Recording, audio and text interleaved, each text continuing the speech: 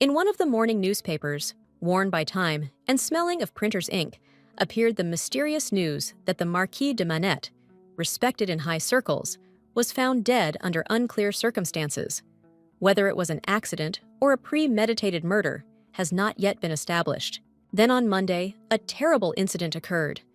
The Count, losing his balance, fell from a cliff and died tragically, which led to a deep shock among all who knew him, because no one expected such a disaster to happen so suddenly, especially on this day, when everyone seemed to be in a mood for peace and quiet. Sad news came from the military. An important officer, recently returned from leave, died tragically after a fatal fall from his horse during the morning dressage, when his steed stumbled on the dew-wet road and lost his balance. On Wednesday morning, the news reported a terrible disaster. A luxury cruise liner had sunk off the coast, and despite efforts to rescue the crew, the ship's navigator had drowned while performing his last duty before his sad death. And on Thursday, a young man who had received an invitation to a social tea party at the home of an old family suddenly died of a sudden attack when he learned the tragic news of the death of a close friend, and all deaths were published in the issues until the end of the week. The young noblewoman, dressed in an elegant dress of emerald fabric embroidered with pearls, sat by the window with a thin newspaper in her hands,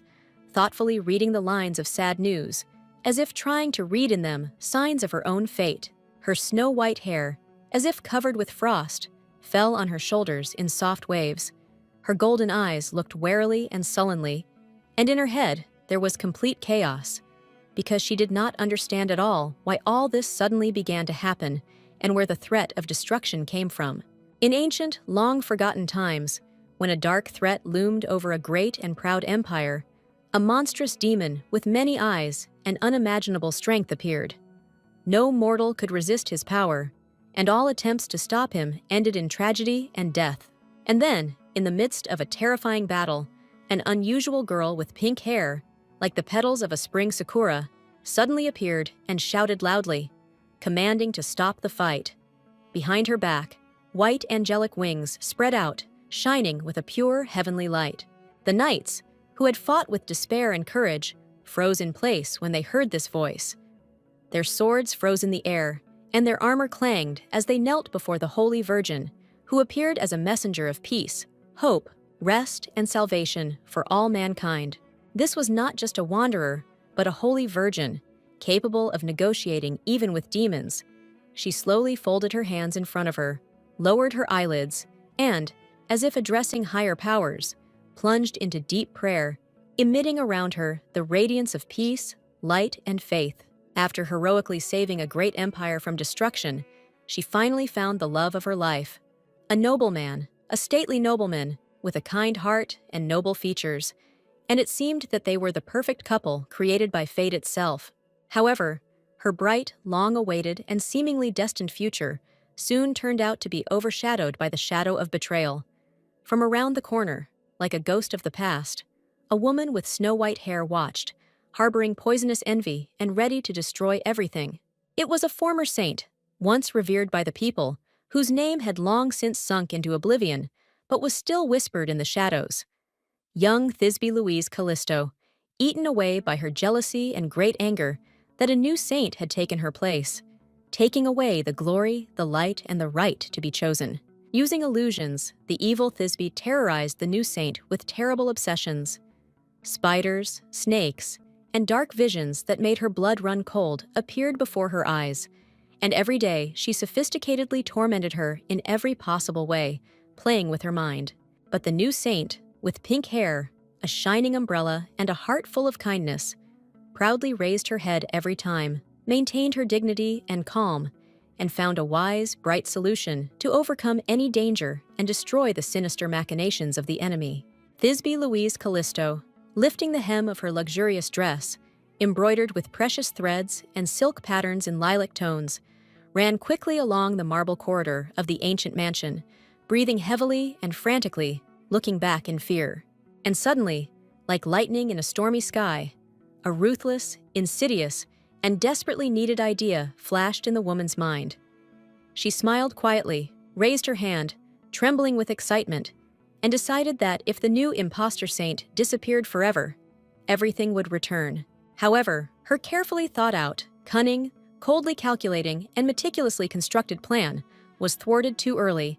and the Supreme Council of the wisest elders, temple warriors, and priestesses made a harsh but fair decision to execute her. And the kind, generous, graceful, courageous, and truly blessed new saint lived a long, bright, and meaningful life next to the one she loved sincerely, the prince with whom she went through suffering and found peace. This touching fairy tale story of love, redemption, virtue, and the struggle between light and darkness received its magical title, The Flower That Tamed the Monsters, and was carefully recorded in blue leather bindings as a relic of the past and a hope for the future. 24 years ago, the main character was an ordinary student at a prestigious university in South Korea, immersed in her studies, dreams, and everyday worries. But one day, her life was cut short when she was hit by a car and died, only to soon wake up in a completely new, strange world. The baby, so tiny and defenseless, slowly opened her large golden eyes, sleepily blinking her long white eyelashes. Her gaze was full of anxiety and bewilderment, as if she had just woken up and could not understand what had happened and where she was now. The adult man standing next to her, with a cold look and restrained severity, carefully examined the child. He said with obvious disappointment that the girl in the cradle looked too much like her mother, and it would be better if she took after her father in appearance. It was the little girl's grandfather, gray-haired, reserved and majestic, standing like a bulwark of ancient traditions. He covered his face with his hand in disappointment, as if unable to hide his disappointment, and agreed with the butler, adding that there had never been true love between her parents. With her little hand, the baby reached out to the rattle that hung on the bed, and all this was reality. She really was reborn in a new world, in the body of a baby, feeling surprised by what had happened, but not understanding how this was possible, what had happened to her previous life, and what awaited her in the future. At the same time, she was born into a wealthy family, surrounded by luxury and prosperity, and the toy she reached for was made of gold and precious stones, reflecting all the splendor of her new world, in which she now found herself without any explanation or understanding. Disappointed and embarrassed, she clenched her fists and frowned as she realized that she was not only in the body of a baby, but also an orphan, without parents, without protection, as if her life was just beginning, and ahead was only a long and unknown path full of trials and worries. When suddenly she heard strange conversations from the adults, who discussed her as if she were something important, spoke of her as if she were a prophetic child, an oracle, whose destiny, it seemed to them, was predetermined by greatness and enormous importance for the future of the world, which was in her hands. Horrified and completely incomprehensible, Thisbe Louise Callisto frowned, her little heart clenching with fear when she heard the terrible talk about how this child was supposed to save the empire and glorify the name of his family for centuries, leaving behind an indelible mark. The girl was reborn into this world as a special being, possessing an extraordinary blessing, like a white bird, a new saint who became a symbol of a great destiny. A woman's life was predestined, and she was to carry within herself not only strength, but also greatness as a true chosen one. From the very beginning of her life, she was absorbed in learning. She was overwhelmed not only with books, but also with endless knowledge that was to prepare her for the great path that she was destined to follow. This knowledge became an integral part of her new life. Later, she was hired a tutor who taught her how to walk correctly, be graceful, and also possess everything that could emphasize her status and special position in this world, because she was destined for a great mission that awaited her ahead. When the woman clapped her hands, Thisbe Louise Callisto flinched and turned around in fear, feeling her attention slipping away as she was deeply absorbed in her thoughts. But the lady immediately reminded her that she was distracted and needed to focus so as not to lose the important moment. The woman shouted at her to gather her strength again and return to her studies, despite the fatigue that was felt in every movement, because the little girl felt the strength leaving her body and her attention became weak, which made it incredibly difficult to continue the study. Thisbe Louise Callisto frowned and thought, closing her eyes, her hand unconsciously reaching for her chin, and everything around her suddenly seemed strangely familiar, as if she had already lived through this moment, and it was returning to her consciousness again, leaving strange sensations. As soon as the little girl opened her big eyes, she realized where she knew everything that was happening from. Her mouth dropped open in horror as the realization came with stunning clarity, and it became clear to her that she was in the body of the villainess whose fate she had once read. She recoiled in horror as she realized that her sudden arrival in the novella world, where she now inhabited the body of a villainess, was not just an accident, but part of a new reality, and she felt anxiety creeping up on her as she now had to figure out how to get out. It had been 6 years since she had been reborn into this new world, and she was soon to become an evil aristocrat. But on her face was an expression of deep regret and unwillingness to accept such a sad end to her fate that was destined for her. For in the end, the villain she was destined to play was executed, and this inevitable moment loomed like an ominous shadow that followed her at every step,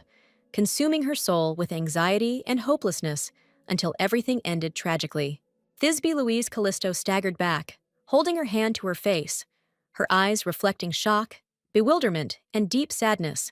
and her face turned pale as she realized that her life had gone wrong and her own destiny was far from what she had imagined. After she frowned and tried to dispel these gloomy thoughts with a smile, she suddenly asked herself why she had studied everything if her fate was still leading to an insignificant and meaningless patronage that did not bring happiness. In fact, the real saint was not she,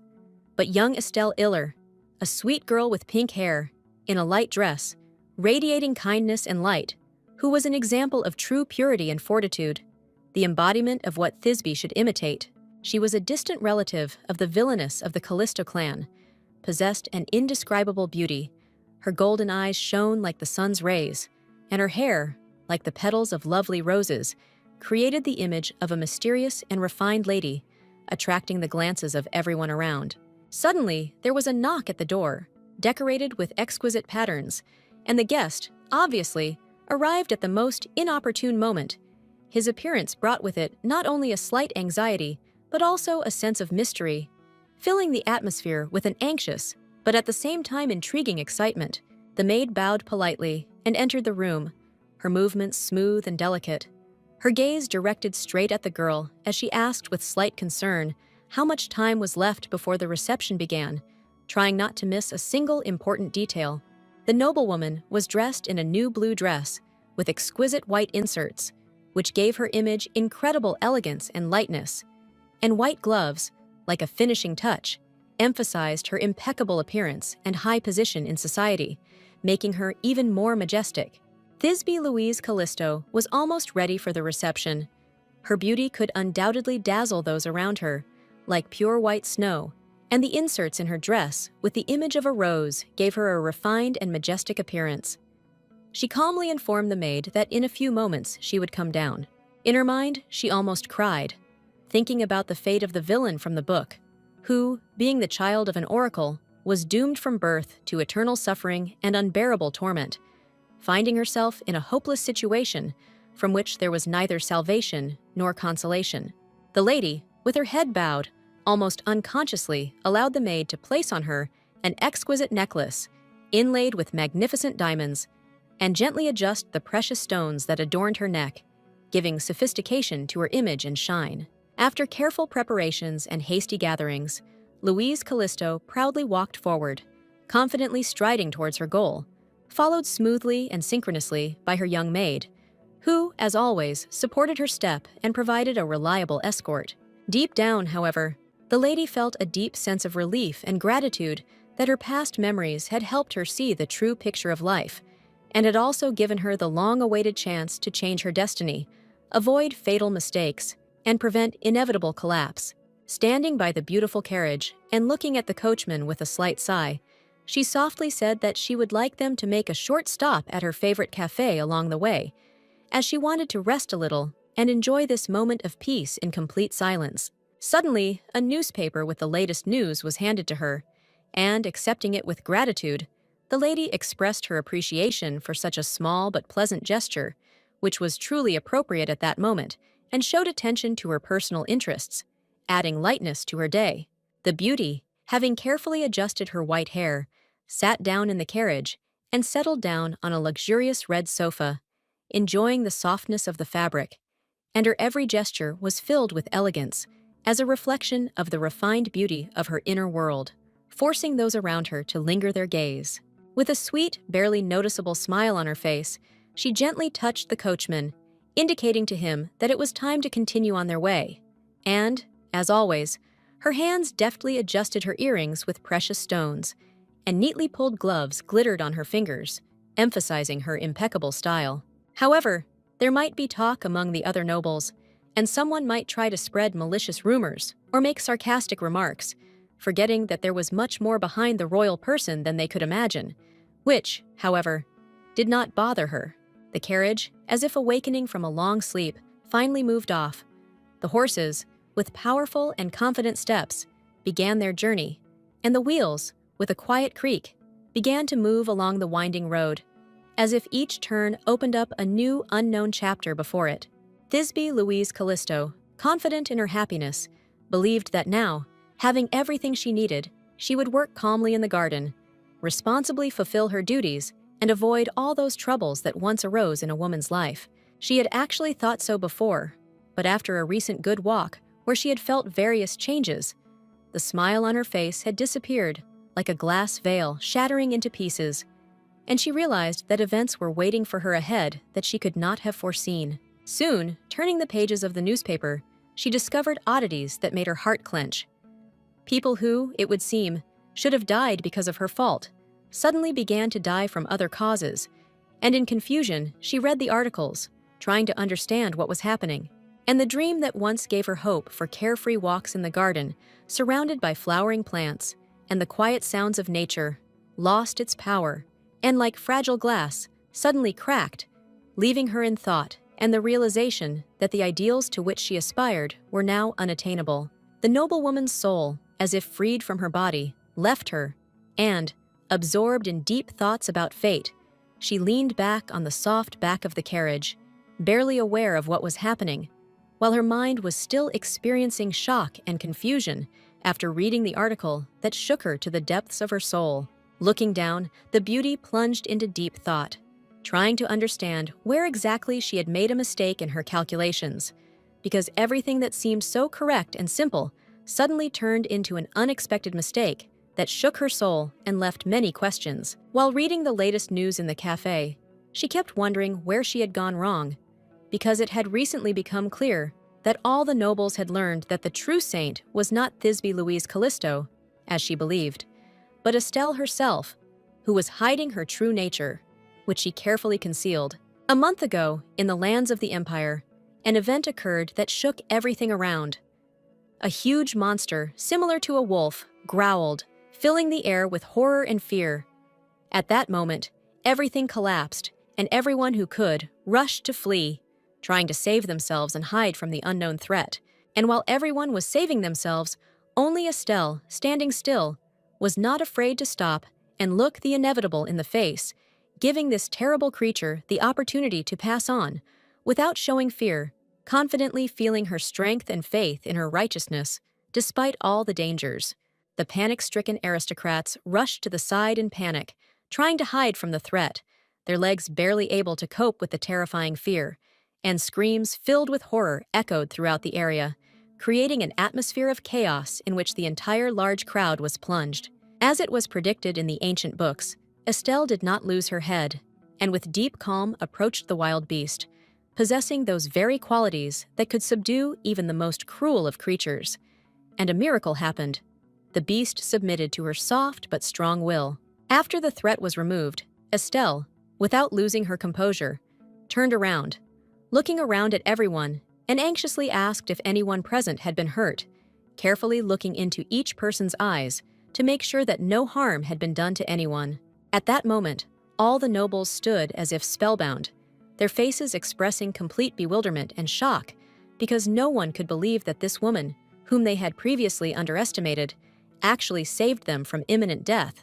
and they all breathed heavily, realizing the incredible proximity of the catastrophe. The beautiful Estelle, with extraordinary determination and unrivaled gentleness, carefully stroked the wild monster, which did not yield even to whole squads of knights, in whose numerous attempts there was not the slightest success, despite all their efforts and determination. Then rumors began to spread among the aristocrats that according to an ancient prophecy, the child of the oracle was to become a holy virgin. But, as it turned out, the Callisto family had been deceiving all this time, hiding their true intentions and the truth, which was carefully hidden from the eyes of others. All eyes of the aristocrats were on Thisbe Louise Callisto. Their condemnations poured in, and everyone called her a false witness, accusing her of not living up to the expectations placed on her, causing them to doubt her true role in their world. The noblewoman, to whom all these reproaches were directed, stood in her elegant red dress, with her gaze lowered, as if personifying cold determination and serene calm, silently accepting all the accusations and condemnations, not allowing the slightest emotion to reveal itself on her face. Finding herself in this position, she realized that all the years of female education, preparation for the role of the great savior, every effort she made was in vain because her fate was already predetermined, and she realized that all her efforts did not matter in this cruel world. This is probably why the original Thisbe Louise Callisto fought so hard and persistently to have her efforts and determination finally recognized by those around her, to earn even a modicum of respect that she so craved. However, faced with condemnation and not finding support, the new girl, dressed as the main villain of the novel, did not feel the desire to justify herself or rush into quarrels, and, holding back her emotions, chose to remain silent, leaving everyone in the dark. The aristocrats standing to the side exchanged curious whispers and watched with undisguised interest to see whether the noblewoman would try to justify her actions, or whether she would resign herself to the accusations and quietly leave, leaving everything behind, including their ridicule. Meanwhile, the noblewoman, ignoring the whispers and condemning glances, walked past confidently and decisively, heading towards the brave Estelle, who stood nearby, with that calmness and inner strength that gave her the ability to tame the monster himself. Then, with amazing grace and softness, the heroine swept her arms around herself, as if touching invisible forces, and with a barely noticeable but touching smile, she said that her abilities were truly enormous, and this discovery surprised even her. Everyone present froze, stunned by her words, as they expected to hear at least some explanation or justification for her actions. But instead, she stated with complete confidence something that left everyone in deep bewilderment and great confusion. However, instead of justifying her actions or asking for forgiveness, Thisbe Louise Callisto, with a slight surprise in her voice, quietly said that perhaps Estelle really was the mysterious savior spoken of in the ancient prophecy. The nobles, stunned by what had happened, stood frozen in deep shock, unable to comprehend how the villainess, whom they had always considered cruel and merciless, had suddenly shown such incomprehensible kindness, leaving everyone in a state of bewilderment and great surprise. The beauty, restrainedly closing her eyes, feeling the tension that reigned in the air, thought about how bustling and noisy it had become around, as if the world had suddenly frozen, and all eyes, like magnets, were riveted only to her actions, attracting everyone's attention. Thisbe Louise Callisto, slightly bowing her head, said that in her opinion, it would be better for her to leave, as the situation was becoming increasingly tense and unpredictable, and perhaps it would be wiser to hide so as not to become part of this strange and intriguing event. Estelle and the monster, frozen and not knowing how to react to what was happening, silently watched as the woman who had been their enemy just a moment ago, but now seemed strange, surprisingly kind, and at the same time viscous in her unpredictability, left. The beauty, feeling the tension gradually ease, finally sat down in a good cafe opposite a rich nobleman whose golden hair shone in the light, and whose strict and elegant formal suit emphasized his high status and refined taste. Thisbe Louise Callisto, feeling a heaviness in her chest, could not get rid of disturbing thoughts, because at any moment she could be accused of the murders that were committed throughout the city, and all the evidence and testimony could be used against her, nullifying her attempts to justify herself. Suddenly, something seemed to change in the air, and Thisbe, not expecting this turn of events, froze in place, amazed by what was happening. Her eyes widened in surprise, not believing what was happening and not understanding what awaited her next. Feeling an inner uncertainty, Thisbe looked up from her newspaper, so absorbed in the news that for a moment she lost all sense of reality, as if the space around her had disappeared and she had completely forgotten where she was, what place she was in, and with whom she was currently having this strange conversation. This handsome man was Sor Alman Salvatore, one of those villains that you write about in novels where exciting events constantly happen, and into whom one day a girl possessed herself, putting her hand to her heart, promising to change everything for the better and take back control. Slamming the newspaper shut, she said with a slight smile on her face that there was no need to worry. Everything was fine. Trying to hide her uncertainty, because what was happening seemed strange and completely unexpected to her, like something alien to her usual peace and tranquility. After she cleared her throat a little, the beauty added that she sincerely apologized for her inattention, and that she had been so carried away by an interesting read that she had forgotten about her surroundings. Although deep down, she felt a slight awkwardness and embarrassment about what had happened. Blushing, the man said with slight embarrassment that everything was fine, because he was a kind and nice person, adding with a slight smile that the lady often lost track of time, absorbed in reading the newspaper, forgetting about everything around her, like a true connoisseur of news. After a short pause, the man smiled again and added softly that everything was fine and that the lady should enjoy her vacation without worrying, because his caring attitude towards her left no doubt, and he sincerely wanted her to feel comfortable. But Thisbe initially made insidious plans, forgiving Estelle, constantly thinking about how to annoy her, hiding her real intentions under a mask of goodwill and outward calm, as if she had no intention of offending. And so, taking advantage of the moment,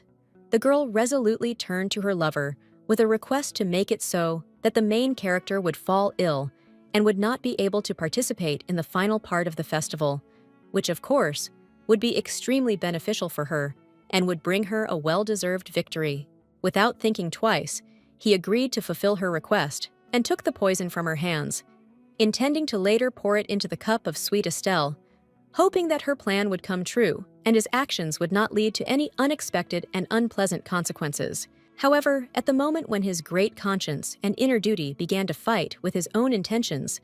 the guy suddenly made a decision that changed the course of events. He drank the poison himself and then poured it into the beauty's cup, hoping to save her from trouble. In the end, the words of his lovely beloved turned out to be true. It was not poison at all, but a completely harmless remedy that could only slightly upset her health. And although he was ill for 3 days, he soon recovered, and everything returned to normal. Then, with some inner calm, he carefully poured the poison into his cup of hot tea, completely unaware that this very moment would be a turning point, and that the consequences of his actions would be far more unexpected and tragic than he could have imagined. As soon as the poison came into contact with the black tea, an instant transformation occurred, and the previously harmless and calm drink became a deadly poison, which caused Estelle to suddenly lose consciousness, falling into a faint without having time to understand what exactly had happened. The girl was deeply outraged by how Sor Alman Salvatore, despite all the obvious cruelty of his beloved, continued to protect her until the very end, even if she was a real villain, which seemed to her a manifestation of betrayal and weakness. The young man, being a true nobleman, was not only outwardly handsome and impeccable, but also innocent in his actions, ideal in his behavior, with natural grace, radiating kindness, honesty, and sincerity, which made everyone admire him and his inner world. In her mind, being a charming noblewoman, she forgave herself for those moments when she had previously considered him stupid, when she had underestimated his true qualities and believed that he was incapable of understanding complex things, which now seemed to her a profound delusion. Suddenly, one of the noblemen, who was sitting opposite at the table, with slight surprise and without hiding his curiosity, noted that he had never before seen a lady so excited just from reading an article in the morning newspaper, and with lively interest asked what had shaken and excited her so much. Sor Alman Salvatore clasped his hands in front of him, interlaced his fingers, and without raising his eyes, and with a heavy sigh said that it was inexpressibly hard and bitter for him to see his beloved so sad and broken, because her tears were more painful to him than any wounds or losses. The girl, squinting from the unbearable light emanating from the figure of the young man, felt a sudden stab of jealousy and resentment, as if this bright, shining image was capable of blinding everyone around and carrying someone's soul away from her heart forever. The man, as if he had descended from heaven or fallen from a golden sleep, struck the imagination with his noble appearance. Golden hair flowed like solar threads, facial features were perfect, and in his kind, shining gaze, one could read a purity inherent only in a true angel. The woman's hands, graceful, well-groomed, and slightly trembling from inner excitement, as if seized by an invisible anxiety, extended a newspaper to the interlocutor, gently touching its edges, and with a confident but wary movement pointed to the desired article, as if conveying not just news, but something important. Sor Alman Salvator, accepting the newspaper with a slight bow of his head and a reserved expression on his face, began to carefully read the lines which reported that the esteemed Marquis had died tragically in a terrible catastrophe, and although the official report spoke of a banal accident, the lady, with a thin line on her forehead, noted with alarm that it was very odd that the accident had happened before the carriage's wheel had fallen off, since that part had been listed as the main cause of the tragedy, while the boy, frowning, added that the carriage was brand new. Thisbe Louise Callisto nodded her head in silent agreement, remembering another recent accident where a vehicle had just as suddenly and suspiciously plunged down a slope in very similar circumstances, and there was more than just alarm in her voice, but deep concern. Coldly pressing his lips and frowning, the man looked ahead with a stern expression and angrily asked if this stupid, ignorant crowd seriously dared to blame his sweet, noble beloved for all the accidents, mishaps, and even deaths. Thisbe Louise Callisto looked away, slightly averted her eyes, as if not wanting to say the obvious out loud, and, sighing heavily, she restrainedly agreed that, although everything looked like a chain of unrelated tragedies that at first glance resembled a simple coincidence, anxiety was growing inside her. However, during events where the lady tried to behave with restraint and nobility, behind her back there were constantly the poisonous, gossiping voices of other nobles who with a haughty grin declared that she was lying when she called herself a saint, and that something much more dangerous was hidden behind her angelic appearance. People were dying, and no one could understand why. Car accidents happened suddenly. Tragic incidents followed one after another, and only bloody footprints on the cobblestones, broken carriages, fallen wheels, and screams in the night remained silent witnesses of the impending disaster. The noblewoman, with obvious sadness on her face, slowly lowered her eyes, unable to contain the growing feeling of heaviness in her chest, and with a sad thought to herself, she decided that, probably, happiness was not the luxury that fate itself had ever prepared for her. After it became known that it was Estelle who had been recognized as a true saint,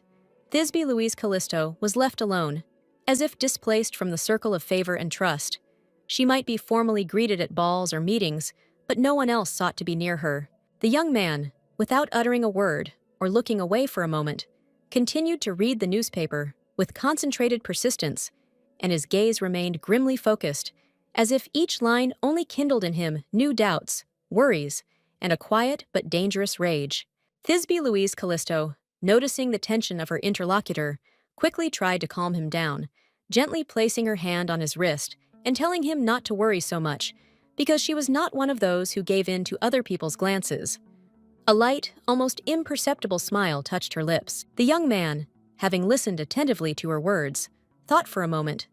but soon could not restrain himself from objecting, expressing his sincere concern, because he could not help but worry about her, especially when he knew that she was being condemned behind her back, and this could not help but cause him great anxiety. When the young man, feeling a growing desire to express his sympathy and support the lady, opened his mouth to console her, she, with a barely noticeable smile, gently interrupted him, assuring him that she was all right and that he should not worry. The young aristocrat, with noticeable doubt and anxiety in his voice, replied that his beloved always told him that everything was fine and that he should not worry, but deep down he was beginning to doubt, because the fear that she was hiding the truth tormented him. Thisbe Louise Callisto, thanking him for his concern, smiled slightly, but her gaze became determined and firm when she insistently repeated that she was indeed fine, and that there was no reason to worry, because she was quite capable of handling the situation. After that, she smiled broadly. Her eyes sparkled with mischief, and, with a slight hint of mockery in her voice, she declared that her goal was to catch the real criminal hiding among them, and that she was confident that she would cope with this task, despite all the difficulties that awaited her. With her arms folded across her chest and deep in thought, the beauty realized that in order to avoid the inevitable execution, she had only one option left: to run, or rather, to escape from the guillotine, which was already impatiently awaiting her as the inevitable and terrifying end of her fate. A few days ago, Thisbe Louise Callisto was lying in her bed, tossing and turning restlessly, unable to find peace. Her eyes tightly closed, and her brows, as if radiating anxiety, were deeply furrowed, reflecting her inner struggle and anxiety that did not leave her even at night. Suddenly, unable to lie still any longer, the girl rolled over onto her back, sighed heavily, crossed her arms over her chest, and wondered how the book had turned out to be so cruel and merciless to the main character, because it seemed she deserved much more than such a cruel fate. Unlike the original, where Thisbe Louise Callisto shamelessly did a lot of nasty and mean things to the main character, this time the girl behaved nobly, calmly gave the title of Saint Estelle, and silently left, without demanding anything in return. Covering her face with her hand, as if wanting to hide from her own thoughts, the beauty plunged into thought and came to the conclusion that, in theory, the main character should not have had any anger or hatred towards her. After all, she had done nothing wrong and had not given any reason for enmity. However, despite her calm, restraint, and refusal to fight for the title, Thisbe Louise Callisto was subjected to cruel persecution from other aristocrats. Behind her back, there were constant whispers, gossip, rumors. Her actions were questioned, and her actions were condemned. Thisbe Louise Callisto was well aware that if the persecution did not stop and the murder charges continued to mount, her carefully thought-out escape plan, on which she had placed her last hope, was doomed to fail, and she would find herself finally trapped with no escape. But just recently, she had been married to that same fair-haired young man who sincerely loved her, cared for her, and was ready to do anything for her, even what other men would consider recklessness or shame. He was the light in her difficult fate. This was the case in the original book, and it is likely that the Callisto family will now be used again, quickly marrying off a girl to a wealthy aristocrat to strengthen the family's position and secure his support, regardless of her feelings or past. After these thoughts, the beauty cast a long and thoughtful glance through the window at the gray streets, covered in early fog, and suddenly caught herself thinking, where is her lover now? Is he alive, and does he remember her? Or did he also believe the rumors and turn away at the decisive moment? This young man was kind, noble, truly handsome, and there was not a drop of falsehood in him. He deserved sincere respect, care, affection, and that deep, warm love that she, perhaps, never had time to give him in full, getting lost in the intrigues and forced compromises of the past. And suddenly, as if lightning had pierced her thoughts, she remembered one unusual lesson from her childhood. Then, naive and dreamy, she asked a strict but wise teacher if there was a place in the world where one could live a carefree life, far from condemnation. Without another word, the teacher raised her pointer and calmly pointed to the board, where an old map, darkened by time, was drawn, and her finger stopped on a tiny city, surrounded by high protective walls, hidden behind dense forests, almost like a fairy tale, but as if it were real. Shocked by this memory, Thisbe Louise Callisto's eyes widened and her heart beat faster for a moment. How could she have forgotten about this place, about her delight at that time, about that tiny, almost mythical hope that suddenly lit up in her eyes, like the light of a distant star beckoning to follow? A tiny country, lost on the old map, looked more like a large, green city than a full-fledged kingdom. It was squeezed between two powerful states and practically erased from the memory of most people, like a myth or a forgotten legend. Only a few, those who possessed true magic, who sensed the flows of mana and knew how to handle ancient sorcery, recognized themselves as part of her people and called that place their home, hidden from the eyes of ordinary people, concealed behind a veil of secrets and great magic. Suddenly, Lady Thisbe Louise Callisto sat up straight in bed as if awakened by a sudden truth, and in her palms a forgotten divine power flared up.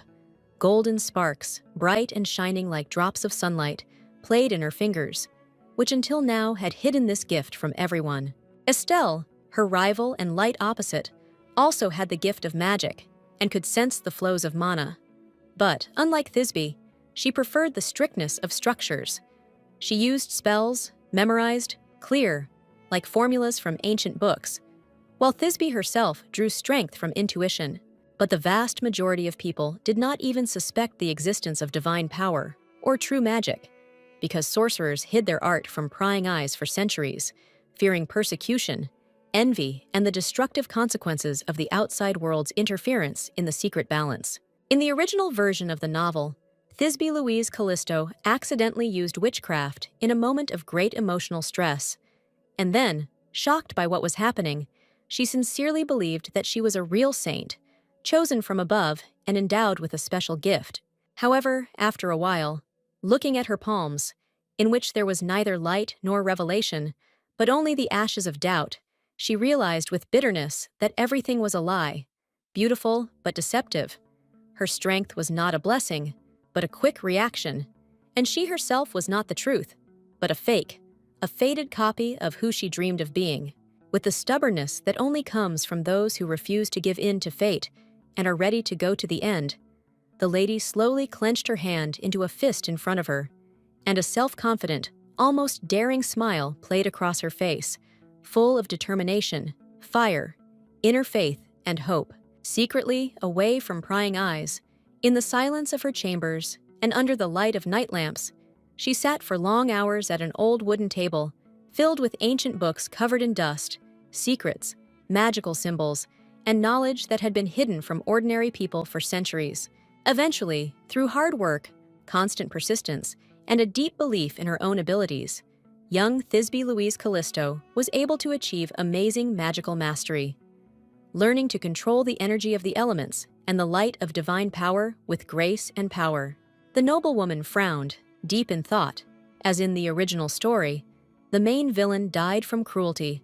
unable to realize that her incredible powers were a curse and not a blessing, which reminded her how important it was to not lose control of herself. Thisbe Louise Callisto, with deep concentration once again, opened her little green book, which was as old as her own past, and each page was imbued with knowledge of magic that allowed her to better control the powers of witchcraft. Sitting on her bed, surrounded by silence, the lady thought that perhaps it would be better if her family turned away from her and she was forced to leave her family, because the absence of worries and obligations could be her deliverance from everything that held her captive, and this was a tempting option. With slight irritation and determination on her lips, the beauty reflected that in order to finally escape abroad and start a new life, she needed to clear herself of all charges, and only if her crimes were forgotten, she would be able to leave her homeland without obstacles, starting everything from scratch. And so, when her lover tenderly kissed her hand, the noblewoman thought that perhaps she should have caught the real criminal guilty of the murders faster, because only then could she escape and start a new life, free from fear and persecution, leaving everything behind. Suddenly, the girl shuddered, hearing the words of her companion, who asked with alarm in his voice whether she really intended to catch the killer, and whether she was ready to face this nightmare, because everything was becoming more and more confusing and dangerous, like a labyrinth with no exit. After these words, the aristocrat added that it would not be so easy to catch the culprit, because his tracks were lost in the fog.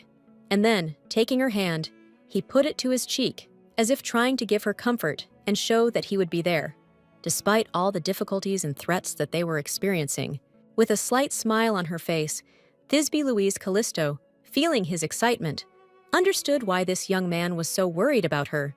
because his concern was sincere, and despite all the obstacles, he was ready to support her in this difficult moment, confirming his affection and loyalty to her decisions. Thisbe Louise Callisto calmly took a sip of her tea, enjoying the warmth of the drink, and then added that she was indeed good at swordsmanship, and perhaps it would help her in the future if she had to defend herself or deal with any threat that might come her way. Her feminine hand, holding the cup, placed it carefully on the saucer, and the aroma of tea filled the room, creating an atmosphere of peace and solitude in which Thisbe felt more confident, despite all the worries and threats she had to face. The lady froze for a moment, awkwardly placing her hands in front of her, and with surprise on her face, smiling softly, she began to wonder if she had really once said such words, and now she herself felt a strange bewilderment, trying to understand what she really felt at that moment. Sor Alman Salvatore, watching her reaction carefully, looked at her with deep respect. His gaze was stern, but at the same time understanding, as if he knew that memories and feelings can change, but the true essence of a person remains unchanged, despite all the trials. The beauty, noticing that the words were not understood as she wanted, began to wave her hand in the air, justifying herself that perhaps she was not entirely right, and all these deaths were just an accident, that everything could have been a misunderstanding, nothing more. And it was difficult for her to admit that her feelings were distorted by fear. Then she placed her hand carefully on the edge of the table, as if trying to find inner confidence, and said quietly that she could neither criticize nor blame anyone, since in fact there was no evidence that there was a real killer, or that she could be involved in it. The piece of paper she was holding in her hands was crumpled into a ball, as if the very thought of what was happening oppressed her, and without further ado, she threw it onto the floor, releasing at that moment her emotions, which she could no longer contain, as if all her doubts and fears were extinguished in one sharp movement. With a mocking grin on his face, Sor Alman Salvatore seemed not to have expected such a turn of events,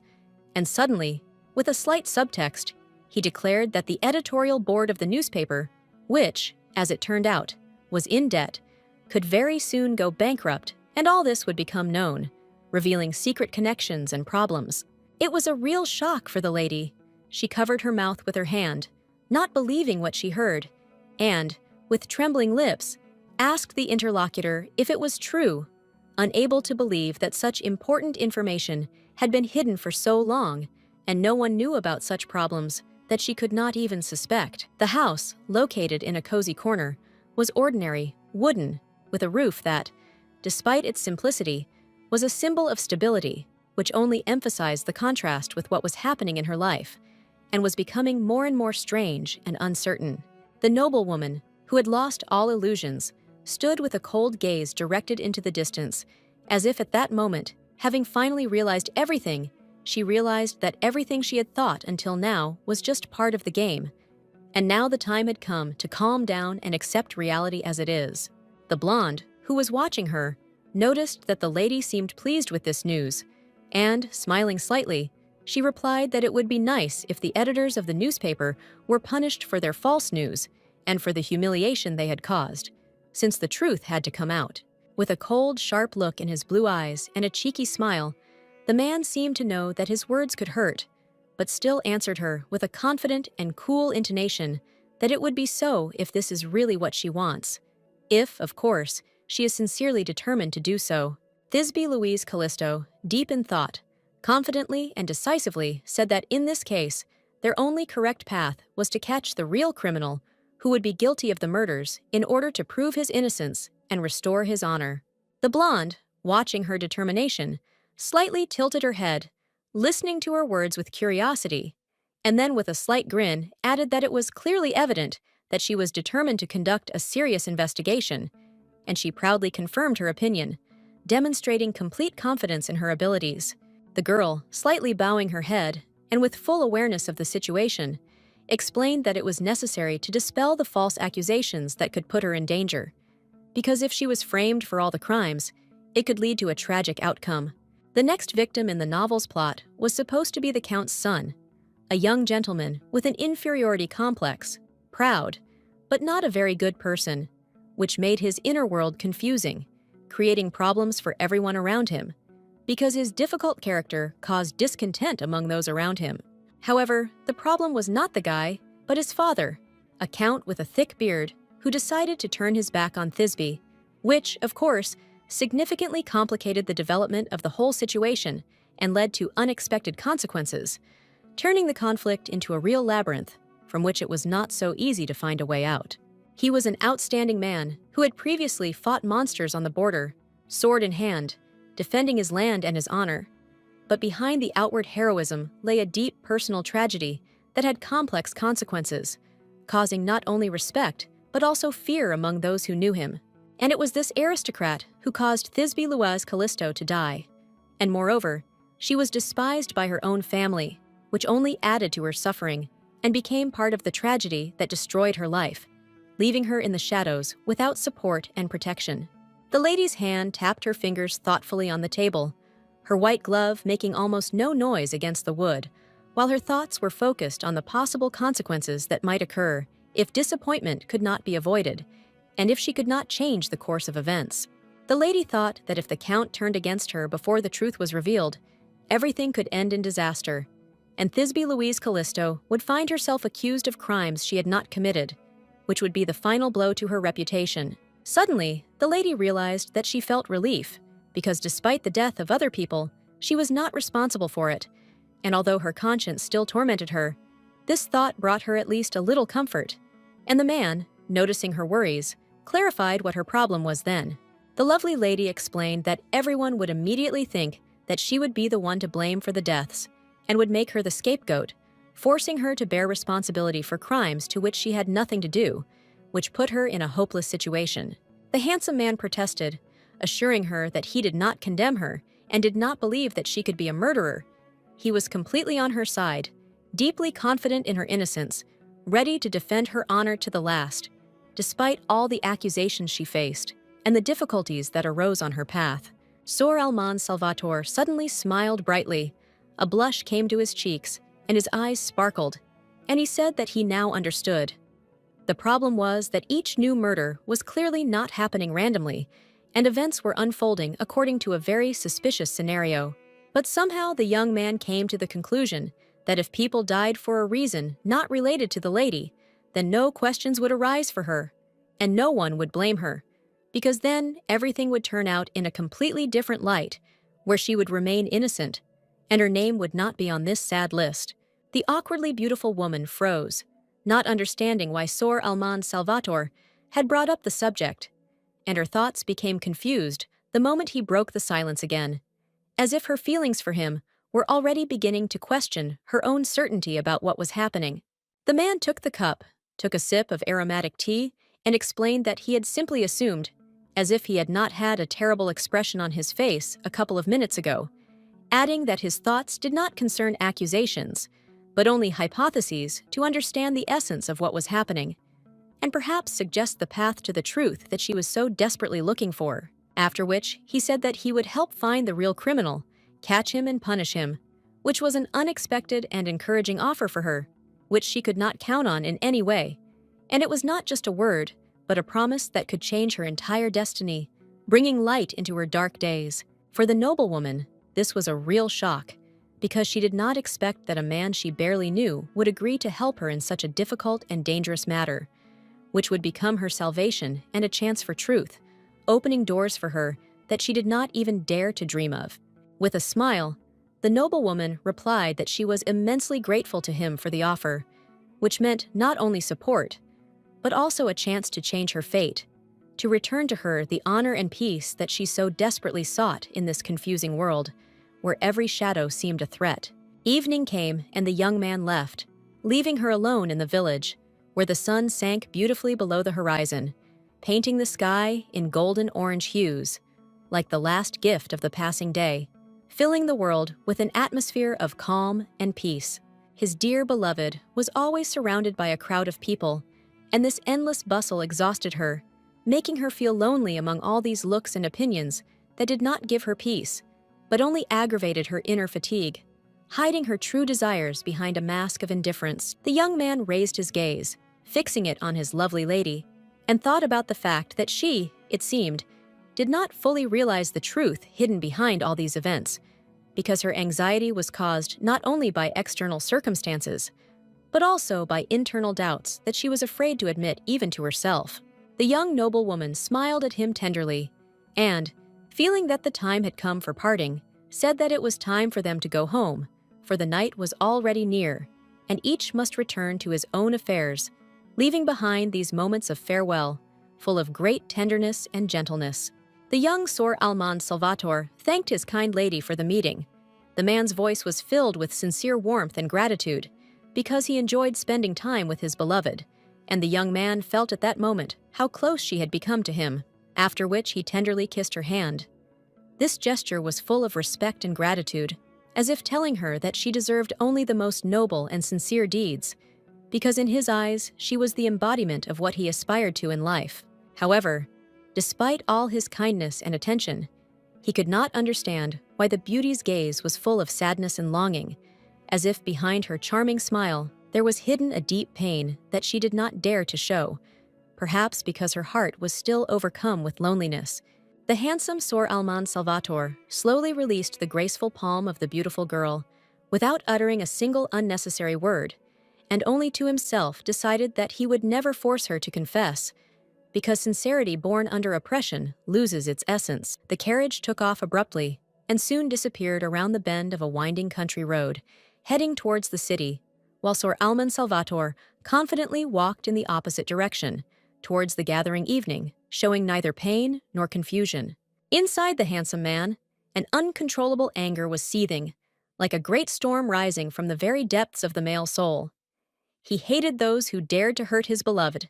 and he kept this rage in order to one day turn it into righteous retribution. And so Sor Alman Salvator personally saw to it that the worthless scoundrels who dared to upset his beloved were fully punished. They screamed, wriggled in pain, and crawled at his feet with pleas for mercy, losing the last of their dignity. One of the terrible scoundrels, all covered in red blood and shaking with great terror, almost crawled to the feet of the aristocrat, begging for mercy, promising that if life were granted to him, he would disappear forever and would no longer dare to even look in his direction. As he climbed into the luxurious carriage, where his old friend, the rich Sor Alman Salvator, was waiting in the shadows, he barely managed to catch his breath and said in a restrained voice that perhaps he had been too gentle, since those who had dared to wound the heart of his beloved should have suffered much more. Inside the carriage, he was met by the adult Lars, the Grand Duke's loyal companion and friend, who reached out to him with a casual, almost lazy smile, and a shadow of satisfaction played on his face, as if he knew that justice, albeit harsh, had been restored. When asked if his recent meeting with his fiancée had upset him, Sor Alman Salvator responded with a silent look, from which it was clear that his friend had only stated the obvious.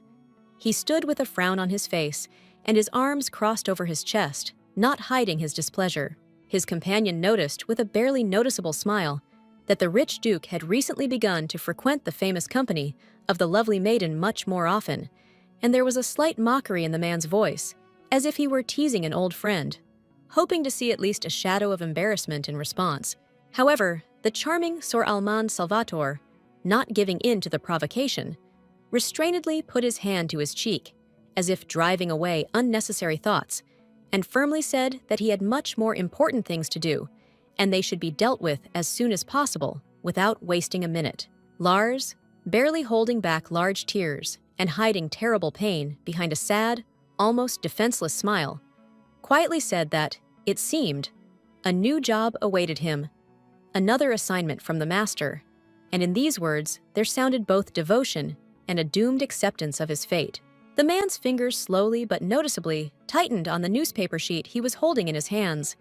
and even the rustling of the paper could not drown out the anger that flared up in his chest, awakening a storm of feelings that had long been hidden under a mask of calm and loyalty to the great master. Sor Alman Salvator, whose gaze was full of icy fury, said coldly that he should see the debtors. Cruelty emanated from him, and darkness, like a living creature, enveloped him,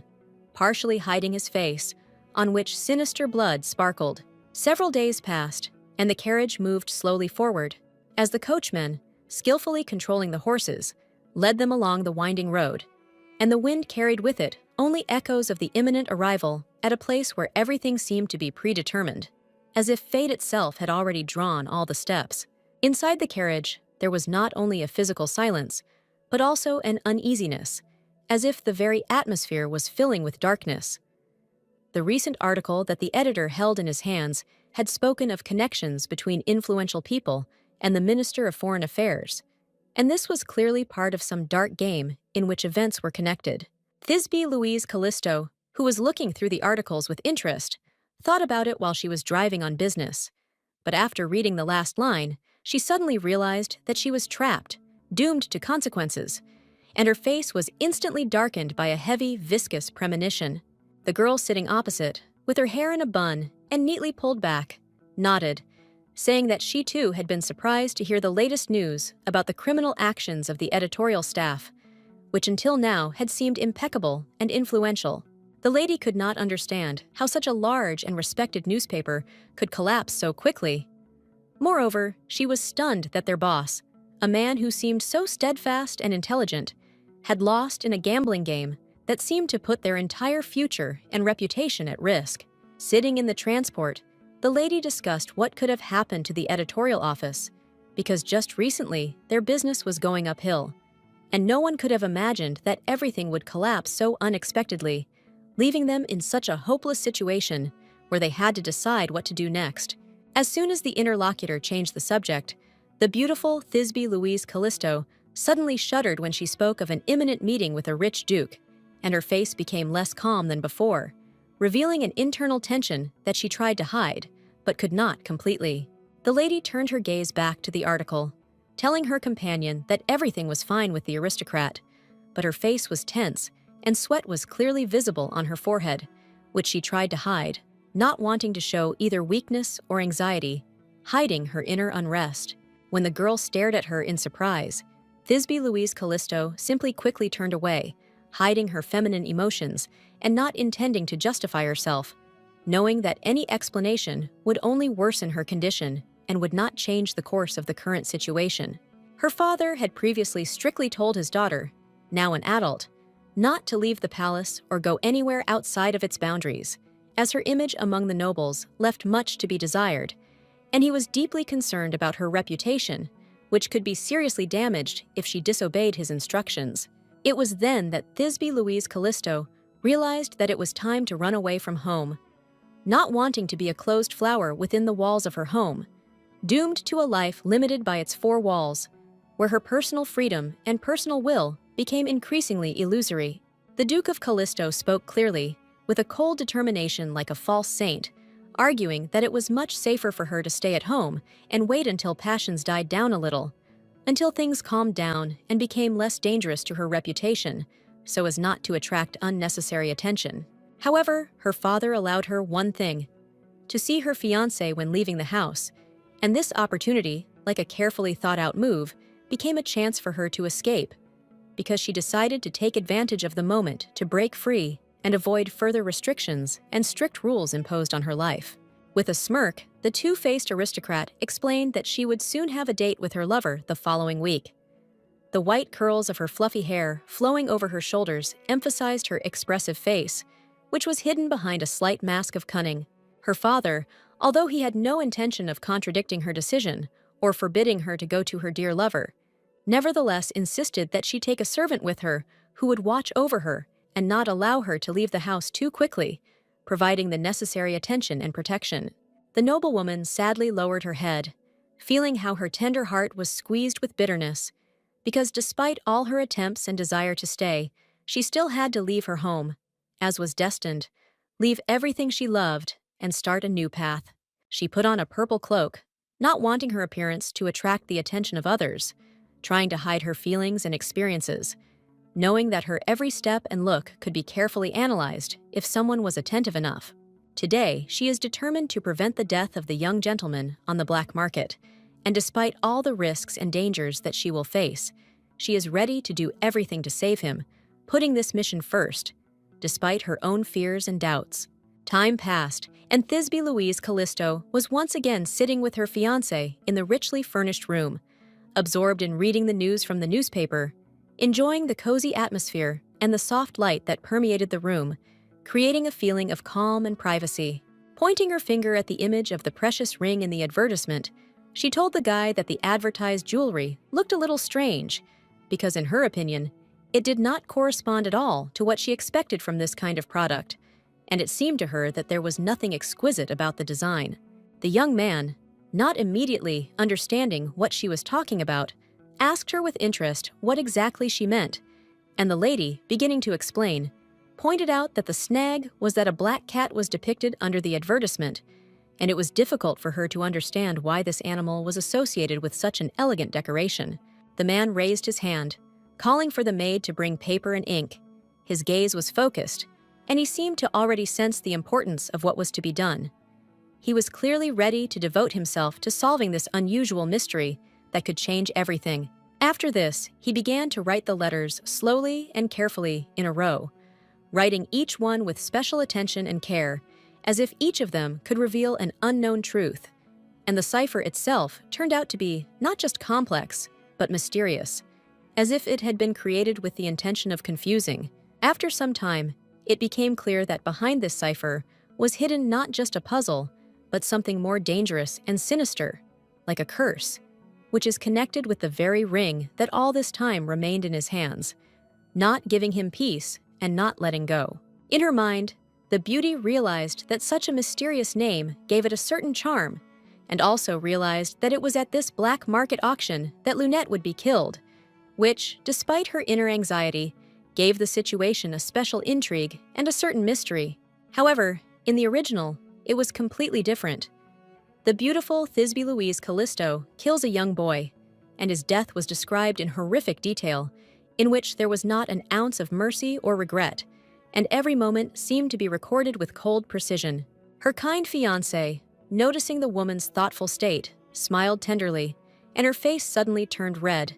reflecting joy and at the same time an internal conflict, because her thoughts, like her feelings, were at that moment a complex interweaving of emotions. However, the lady was disappointed and despondent when she realized that the ring had already been sold, and many people in black cloaks with hidden faces standing in the hall had only recently begun to gather, and the atmosphere was becoming increasingly tense and mysterious. Earlier, she had managed to send the secondary servant with instructions not to follow her, but to simply run away, leaving her alone so that she could act at her own discretion, without giving in to any outside interference, and decide everything on her own. Suddenly, a man standing next to her turned to her, asking what was wrong with her, and she replied that it was boring and nothing was happening, as if all her inner storm was dissolving in the surrounding silence, not allowing her to even feel how the growing tension was becoming unbearable. It was a man named Malone, with brown hair and a sly smile, always exuding confidence and cold insight. He was a master of the Information Guild, able to skillfully manipulate situations and find opportunities. Malone smiled, and with a slight ironic note in his voice, he noted that he did not expect something so strange and unusual to happen today, as if the whole world had suddenly decided to play its mysterious game with him, as if a harbinger of something important and mystical that was about to happen. Had many allies in the novel, including aristocrats, scientists, and other influential figures, each of whom played a role in creating this complex, multi-layered narrative, filled with intrigue and unexpected twists. Including the beauty, who was carefully watching what was happening, perceived the proposal of the master of the Information Guild as something holy, as if possessing divine power, capable of changing her fate and awakening in her an inner strength that was previously hidden. The auction was selling new things that attracted the attention of buyers, and then the moment came when a new lot was presented, a bottle filled with aromatic mist, enticing with its mysterious contents and unknown possibilities. The lady held in her hands a letter, or rather an invitation to a mysterious black market event, which she had received thanks to her important and influential connections, thereby opening the doors to a world full of dangerous deals, intrigues, and dark secrets. The beauty responded to the guy's offer to go and buy something with a stern and decisive refusal, as if her inner world was far from this show, and all these deals and purchases had no meaning for her, and attention to such things was just a waste of time that she did not need. The young man clearly hoped that they would buy something new, and he pointed to one thing that was up for auction, a rare spellbook that had that special attraction that could not leave anyone who played such games indifferent. Ignoring the boy's sinister smile and his offer to buy a rare grimoire, Thisbe Louise Callisto replied with cold calm that they did not come here to buy things, but to fulfill another, more important task hidden behind this event. Suddenly, her interlocutor, with a touch of irony, replied that he, of course, had listened to her, But he was not at all the shy and sweet boy she had imagined, and regarding the possible terrible murder she had mentioned, he also had his own opinion, not a very optimistic one. The lovely Thisbe Louise Callisto, listening to the conversation, turned her attention to the people in the corner of the room where their figures looked suspicious, as if they were not just watching what was happening, but carefully monitoring every movement, ready to intervene at any moment. Handing the bag of money to her assistant, Thisbe Louise Callisto, without changing her calm expression, told him to be extremely careful and to carefully monitor the situation, because in such places, any inattention could cost his life. The assistant, without wasting time and realizing that his task was extremely important, quickly went to keep an eye on the other aristocrats to prevent anyone from becoming a victim of evil intentions, leaving his lady alone for a while because her safety was the most important thing to him. And finally, the last lot was put up for sale. A cursed ring, which immediately attracted the attention of those present, as an object that concealed not only incredible value,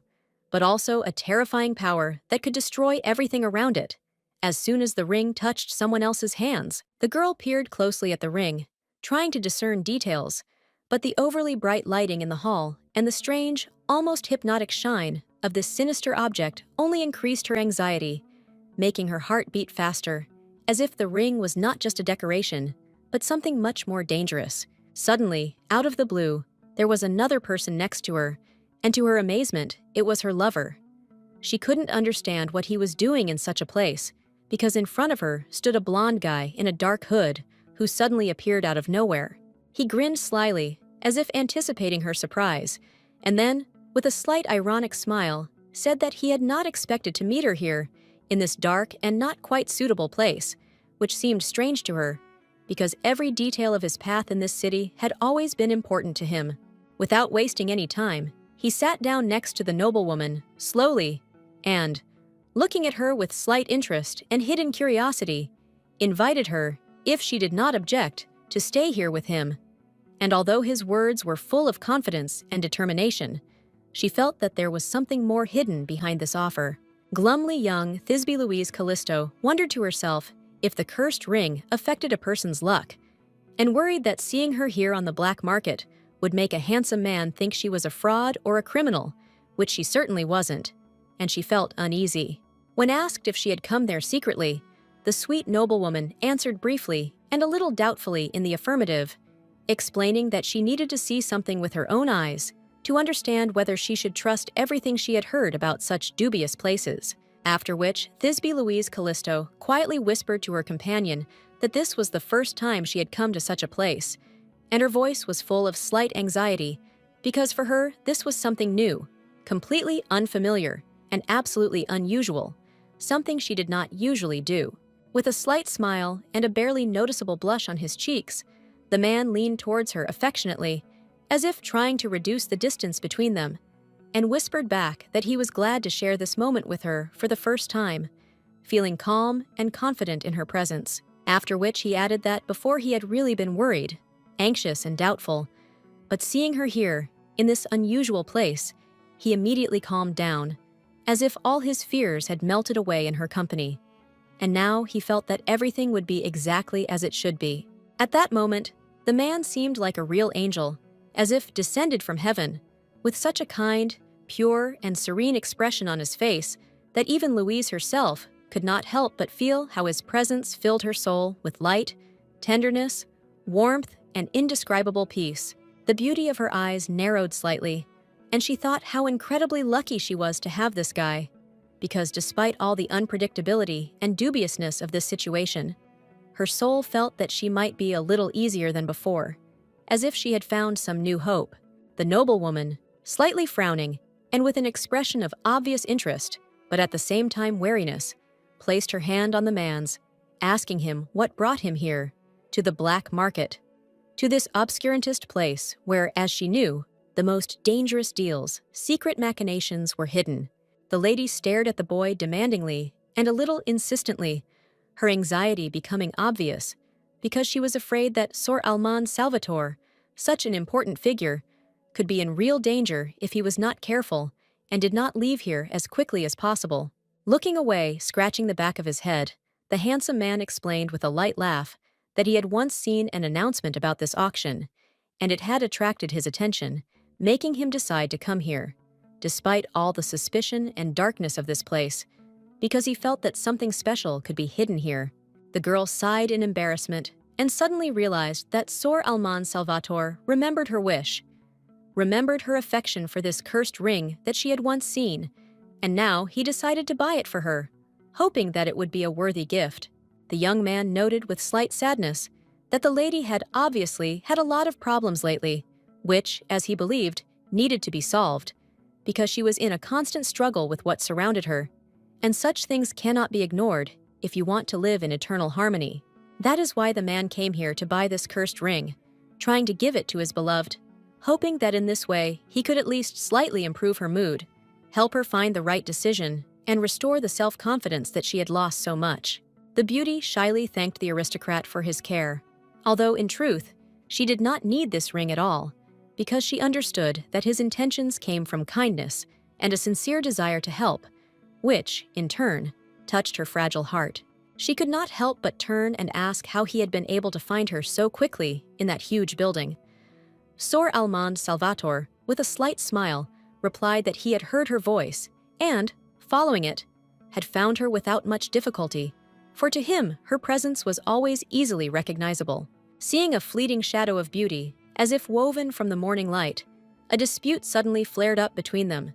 and despite the confusion of sounds and the obscurity of the spoken words, he believed with all his heart that by her voice alone he was able to recognize the one he had been looking for all his life. During a leisurely and tense conversation, like a warm river, one truth flowed between them, and Sor Alman Salvator confidently said that his love was so great that he would be able to find his beloved in any corner of this world, wherever she might be hiding. The handsome man, smiling slightly, with a shadow of tenderness in his eyes, calmly but with clear determination, confirmed that even if she remained silent and disappeared like the morning mist, he would still find her, following what her fragile and tender heart would tell him. Sor Alman Salvator, approaching cautiously, as if afraid to break the silence between them, quietly whispered to her that every touch to her was always special and filled with awe for him,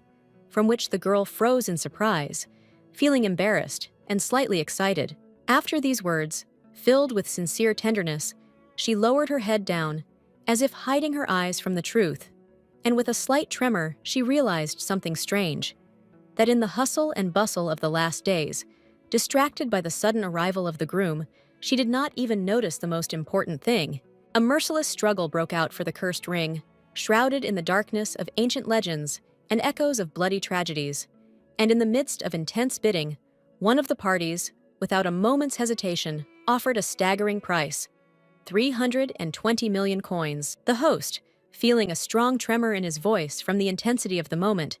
accepted the prohibitively high bid and, drowning out the murmur of the astonished crowd, solemnly announced that the auction had reached its grand finale, and no one would risk raising the price even higher. Thisbe Louise Callisto stood up irritably from her seat and, tensely clenching her fingers, coldly admitted that perhaps the culprit of the previous murders would begin to act right now, and it was quite possible that he was ready to commit a new one. The nobleman, raising his hand with a slight but confident smile, addressed the lady affectionately, as if with cautious concern, reminding her that the moment had come to collect their purchased goods, and in his voice there was noticeable polite confidence, mixed with notes of slight excitement. The young man, who had a truly kind and big heart, and a sincere, bright disposition, without any hesitation declared that, for her sake,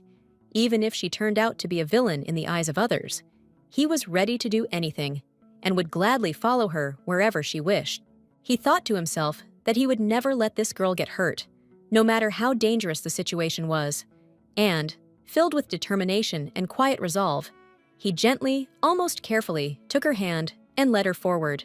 not looking back at what was happening around him. Walking past the wary, whispering crowd, the noblewoman, feeling the tension in the air, thoughtfully thought about how to protect her companion, who was clearly not prepared for the dangers of this place, because they found themselves in the very heart of the black market, full of dark deals and treacherous people. Malone stood next to her, a slight, almost imperceptible smile on his face, watching her every move carefully and silently.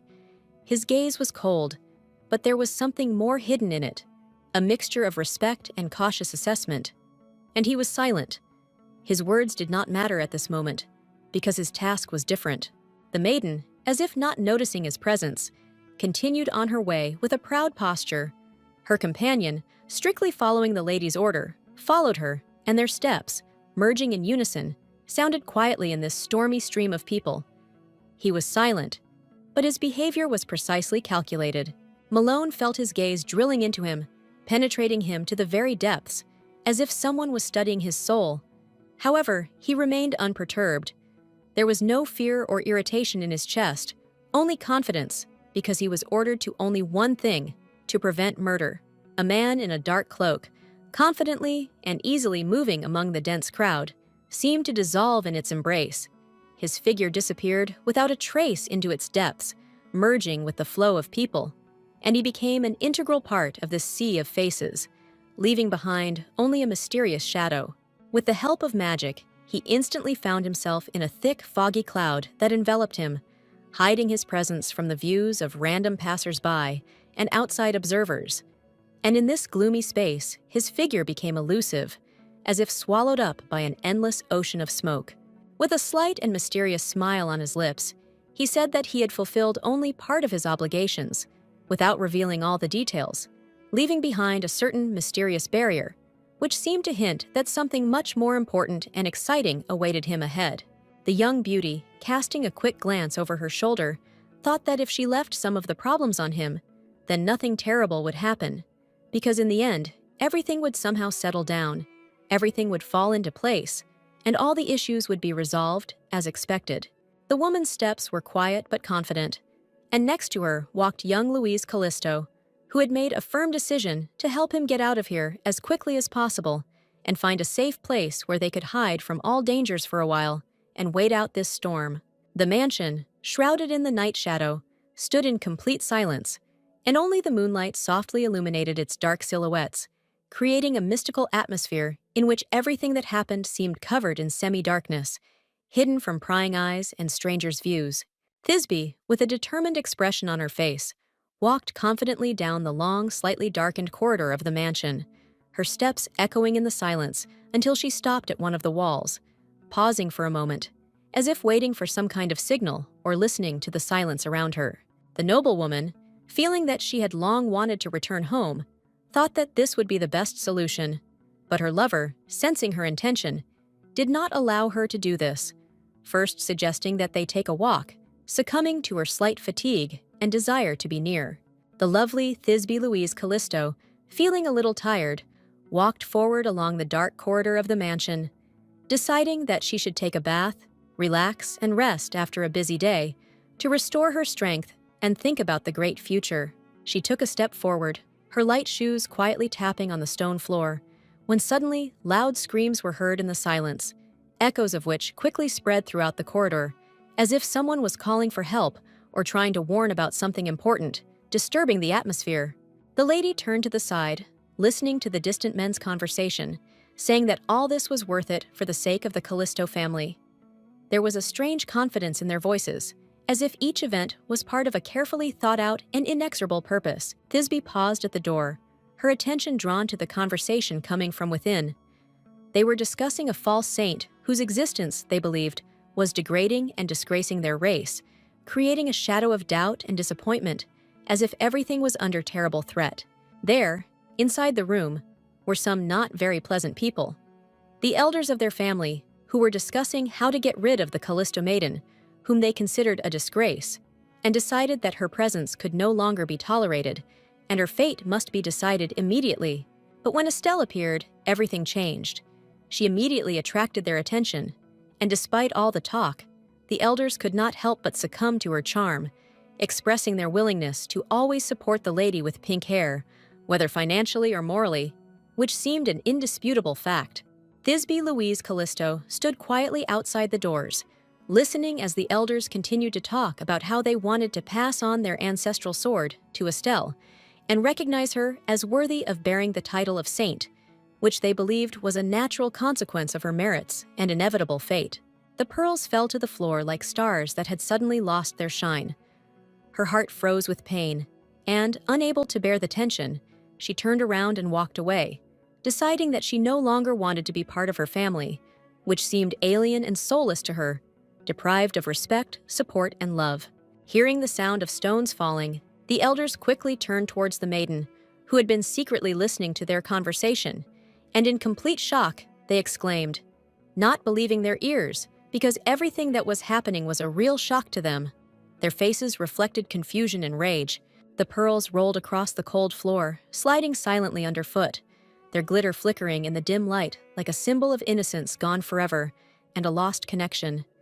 And she kept walking forward, oblivious to what she was leaving behind, completely focused on her decision. The man, the head of their clan, slammed his cane down on the floor, his gaze full of determination and authority, and he said that this was the moment when they could finally express all their thoughts, feelings, and grievances to their granddaughter, revealing to her the whole truth without embellishment, without hiding their emotions. After which, he rudely ordered all the elders to get out of his estate. His gaze was cold, cruel, and full of imperious determination, as if he was ready to destroy everything that stood in his way, leaving no doubt in his decision, as if his every command was law. The men shuddered in horror at the threat, as the man loudly promised that he would personally dig their graves if they did not comply, and their faces expressed deep fear, for they understood that he was not joking. His words sounded like a terrible sentence, and they knew that he had no equal. Suddenly, the crowd rushed towards the door, trying to get out, citing the fact that it was already too late.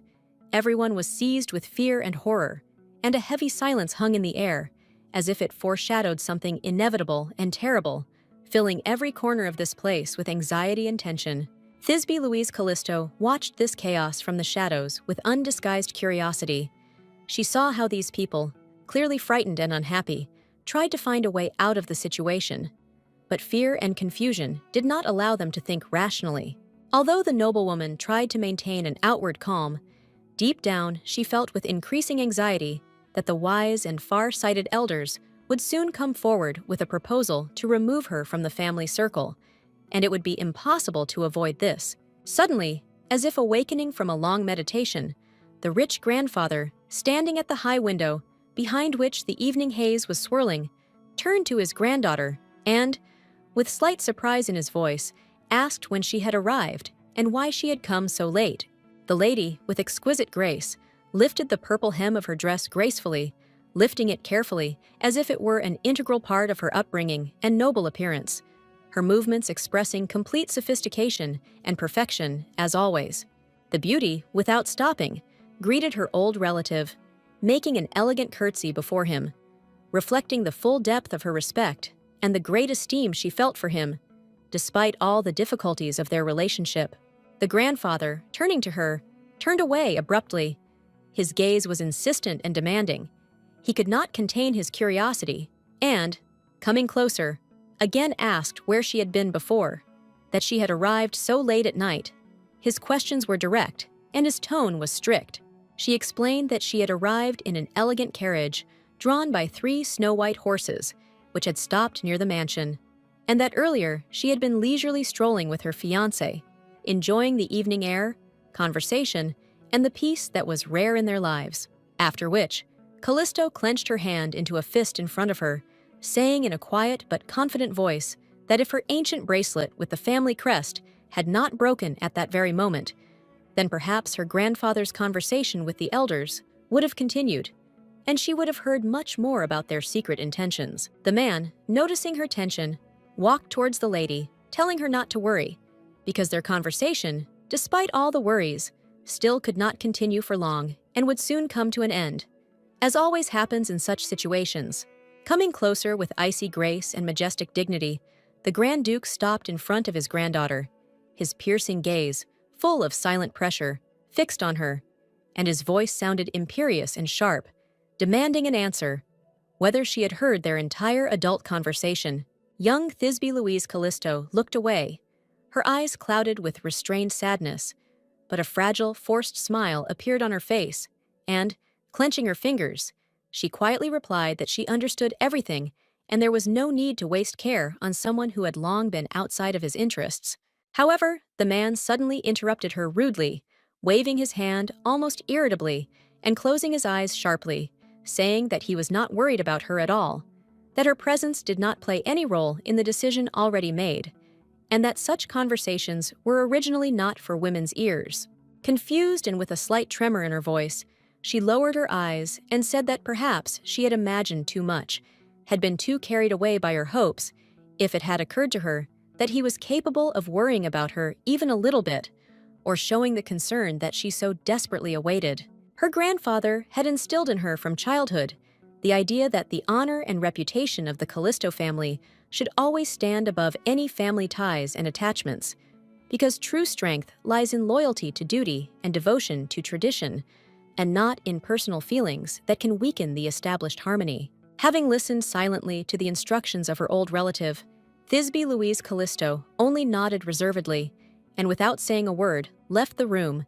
heading to her chambers, where her maids were already waiting for her, ready to help her change her clothes and forget about the burden of the past conversation. Lying on her bed, staring at the empty ceiling, Thisbe Louise Callisto couldn't shake the nagging thought that her grandfather, so stubbornly adhering to his principles, could not accept Estelle, the one who sincerely wanted to be part of their family, despite everything. Moreover, the strange expression on her grandfather's face when he mentioned the beautiful Estelle had deeply shocked Thisbe, causing her to stand for a moment in bewilderment, unable to understand what exactly was hidden behind that look. Perhaps hidden discontent or anxious concern. The maids quietly entered her chambers, helped her change into her nightgown, and then, with care and attention, began to comb her snow-white locks, preparing her for a night's rest, while the lady was immersed in her thoughts, trying to find an answer to the question that tormented her. She remembered how, a few days ago, standing on the balcony and lost in her thoughts, the young man quietly approached her. He had a glass of wine in his hands, and the words he spoke were so warm and sincere that they left a deep mark on her heart, filling her soul with light and warmth. The teacher, with a soft and gentle voice, spoke new words that seemed special, saying that she was a true gift that had come into their lives, and that her skillful and selfless actions would bring them universal well-being, improving the world around them. When everyone forgot about her birthday, sweet Thisbe Louise Callisto, while in solitude, suddenly met a servant who brought her a small but sincere gift expressing respect and attention, which once again reminded her how important every detail is in life. But despite all her attempts and hopes, finding true and kind friends turned out to be much more difficult than she had ever imagined. All those who once seemed sincere and close people, in the blink of an eye, shattered like fragile glass, leaving her alone in this cold world. The teacher, who had previously admired her and her abilities, was far from what she seemed at first glance. Behind her back was only the pragmatic goal of using the title of Thisbe Louise Callisto as if it were just a tool for personal gain. The soft pincushion that was given to her turned out to be deadly, hiding a terrible poison within, and it soon became clear that all those whom she considered friends were in fact against her, ready to take any steps for the sake of their own selfish interests. The noblewoman lay on her bed, unable to sleep, her thoughts restless and confused. The light of the night moon, penetrating through the window, fell softly on her face, filling the room with a cold, misty light that only increased her anxiety. Thisbe Louise Callisto yawned, trying to fight off the fatigue, but she couldn't sleep. Too many thoughts and worries tormented her mind. The sweet girl covered her mouth with her hand, trying to keep consciousness, while the silence of the night hung around. She had intended to write him a line, just one short line, so that his heart would not languish in anxiety, but the fatigue of the long day had prevailed, and the ink pen never touched the surface of the parchment, which remained virginal white and silent. A night wind quietly crept through the large window, in which a weak silvery moonlight trembled, slightly swaying the light curtains and gently touching the cheek of the sleeping girl, as if the night itself was trying to gently remind her of something important that had almost slipped out of her thoughts. The lady began to write lines full of tenderness, gratitude, and restrained melancholy, but suddenly interrupted the movement of the pen, and the letter remained unfinished and unsent, frozen in a pause of feelings, and next to it stood an inkwell in which drops of fresh ink were still trembling, like shy tears. The silence of the night enveloped the large white mansion with its marble columns, long shadows, ornate railings, and high arched windows, giving the building a majestic, almost mystical appearance under the silvery light of the moon, as if guarding other people's secrets. The Duke peered at the sheet of paper with cold concentration, as if trying to read something secret in it, and each line seemed to echo in the man's consciousness with an anxious premonition or deep disappointment hidden behind the external calm. To the silent question of his old friend about the reason for such close attention to a seemingly ordinary scroll, the Duke responded with detachment, making it clear with a barely noticeable gesture that the content was of no importance, and with an irritated look, he closed his eyes, as if putting an end to the conversation. The young man with green hair and a freckled face, exchanging glances with the others, asked in surprise if his colleague was reading the new newsletter, since rumors were circulating that the latest issue might contain extremely important and alarming information. It was a truly rare and valuable magical artifact, a sheet of white paper on which, once text was written, the same words would magically appear on another copy of the person for whom they were intended, wherever he might be. The secret of this ancient artifact was that after exactly 24 hours, what was written on it was fixed forever, unaffected by time, moisture, or bright light. And thanks to this, it found wide application in politics, love, and even in military communications. Young Lars, feeling slightly embarrassed, still could not contain his curiosity, and raising his index finger, carefully but with undisguised interest, asked whether the Duke used this magical artifact exclusively for personal letters to his beloved, while bypassing official channels. The handsome Sor Alman Salvator nodded soberly, admitting that he had indeed once used this means for the sake of a letter to one who had stirred a man's heart, and immediately before his inner eye there arose the image of a distressed and touching young lady. He remembered well how that day the young and lovely girl looked especially shocked. The woman's lips trembled, her mouth was slightly open, the tea she was holding in her hands spilled, and her wide eyes were frozen in an expression of shock, surprise, and inexpressible confusion. She was deeply concerned about the safety of such an important artifact, which could play a key role in the future,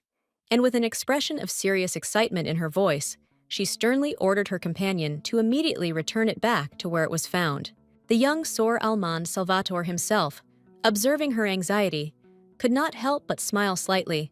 finding her anxiety rather cute than strange, and at first decided that it was worth relaxing a little. But, remembering this, he still felt a little irritated. However, the man quickly realized that the lovely lady probably simply did not hear his remark, since she was most likely already on her way to sleep, absorbed in fatigue and thoughts, and could hardly answer him, having dissolved into the silence of the deep night. The cunning Lars, having listened to his friend, waved his hand with slight displeasure, as if forgiving his thoughtfulness, and with obvious impatience asked whether they would finally be able to complete all current affairs and sum up, reporting to him on the fulfillment of the promised obligations. The young man, feeling that the matter had come to an important conclusion, confidently began to explain that a decision on the issue that had worried them for a long time had finally taken place, and the cursed ring had been received, which opened the way for them to further action. The man's hand carefully lay on the small green box, covered with velvet fabric, and it made almost no sound, as if it were hiding its secret, which was known to him only through subtle touches, full of impenetrable mysticism, ancient knowledge, and mystery. After that, he thoughtfully sat down in a chair, slightly tugging at the edge of his jacket, and quietly said that when he went on an important mission to eliminate his target, there was a strange man next to him, standing at the entrance to the action hall, like a guard or a watchman. The man, frowning and almost irritated, added that this guy had rare abilities. He controlled shadows, and that he knew only one person who could possess such power skills that left traces in the darkest corners of the world. The blonde in the man's eyes clouded over the very moment he realized that the guildmaster was in front of him, the same man who had disappeared unnoticed, like a shadow before he could be noticed, leaving behind only vague traces, as if he was not a person, but a ghost. Lars, feeling guilty and deeply sorry for having let his master down, could hardly contain his stormy emotions, and, unable to bear the weight of the burden, closed his eyes to hide the feelings full of shame and disappointment that, like a fog, enveloped the fragile male heart. Sor Almond Salvator, closely observing Lars's behavior, calmly closed his eyes, not judging his friend and subordinate, because he was well aware that his rival was the guild master, and in such circumstances, the guy's actions were simply inevitable. The handsome Sor Almond Salvator, without taking his eyes off his palms, quietly spoke words full of inner strength that he would not forgive those who dared to offend his beloved, and there was such energy in his voice that it seemed to fill the space around him. The beauty, hearing his decisive words, opened her golden eyes wide, which sparkled brighter than the most precious stones, and with a slight, almost invisible smile on her lips, she looked up, feeling that her defense had now become absolutely invincible, like an invisible wall. She jumped up from her bed, clutching the blue stone in her hand, which seemed not only a symbol of hope, but also a source of anxiety, and, unable to contain her excitement, turned to the guildmaster with a question whether Lunette was alive, not believing the answer that they could give her and feeling her heart beat faster. The vile Malone, standing in the shadow of a narrow alley, looked at her without rushing to answer, and said that the young lady had always been right, and he remembered how he had on a dark and thick cloak that hid his intentions and allowed him not to give away his male presence at that moment. The boy later, having sorted out all the details and collected the facts, said that he noticed a strange man hiding in the shadows and that it was the Count's son, secretly preparing the murder, hiding his intentions and identity as skillfully as the shadow itself, so that no one could detect him, like a ghost disappearing into the darkness. But as soon as the figure in the darkness was noticed, it instantly disappeared, quickly hiding in dark corners, afraid that its secret had been revealed, like a creature that, aware of danger, hides with incredible speed, as if it did not expect to be caught. The surprised noblewoman, watching the events intently, quietly said that, apparently, the followers were not only strong, but also incredibly skilled, since they were able to see even what was hidden from most, and their mastery in the art of shadows was so deep that it was amazing. Malone was powerful and a master of shadows, manipulating them with such skill that he could control them like invisible threads, building a web around himself and using them as weapons as if they were his own, elusive instrument of power. Thisbe Louise Callisto, speaking quietly through the stone to her accomplice, confidently reported that the killer, sparing no effort, would again try to eliminate the Count's son, because he would stop at nothing until he achieved his goal, and everything had already been carefully prepared for a new, decisive attack. After this, they came to the decision that it was necessary to eliminate all who stood in their way, without delay for a second, destroying them without the slightest hesitation, eliminating every threat that could interfere with their plans, and ensuring themselves complete victory, unshakable power, and confidence in their strength. Sitting on the bed, she still could not understand what motivated the criminal, unable to guess his true motives. Everything seemed too confusing and uncertain, and despite her insight, her thoughts kept eluding the truth, leaving her in complete uncertainty. With a mocking smile, she said that the criminal probably just wanted to leave her aside, to make her suffer, because his actions were clearly aimed at humiliating her. An angry expression appeared on her face, full of anger and contempt, reflecting her inner indignation. As soon as her name was called out into the open air, she turned around abruptly, her gaze directed towards the direction from which she had been called, for she had not expected such a turn of events. However, despite the unexpectedness, her attention was instantly focused on what was happening around her. Dressed in a new blue dress, she began to descend the stairs. Her outfit was exquisite, decorated with blue elements and neatly tied bows, which perfectly matched her elegant image, emphasizing her refined taste. There, below, stood her grandfather, speaking loudly to the elders, demanding that they remember. Thisbe Louise Callisto will always be, past, present, and future, the sole bearer of light, truth, and holiness, giving her words weight and significance. Unable to cope with the storm of emotions from sudden surprise, she turned around abruptly, unable to understand why they suddenly started talking about her, and why at that moment they were so insistently emphasizing her importance,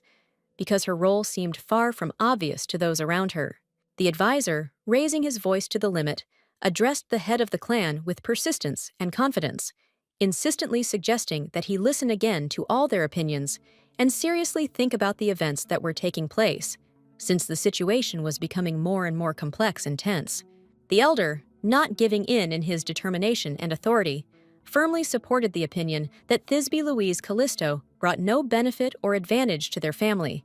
but only harm, which caused even more tension and indignation among those present at that moment. But the grandfather, raising his hand with determination and firmness, insistently stated that he had never said that he would not defend his granddaughter,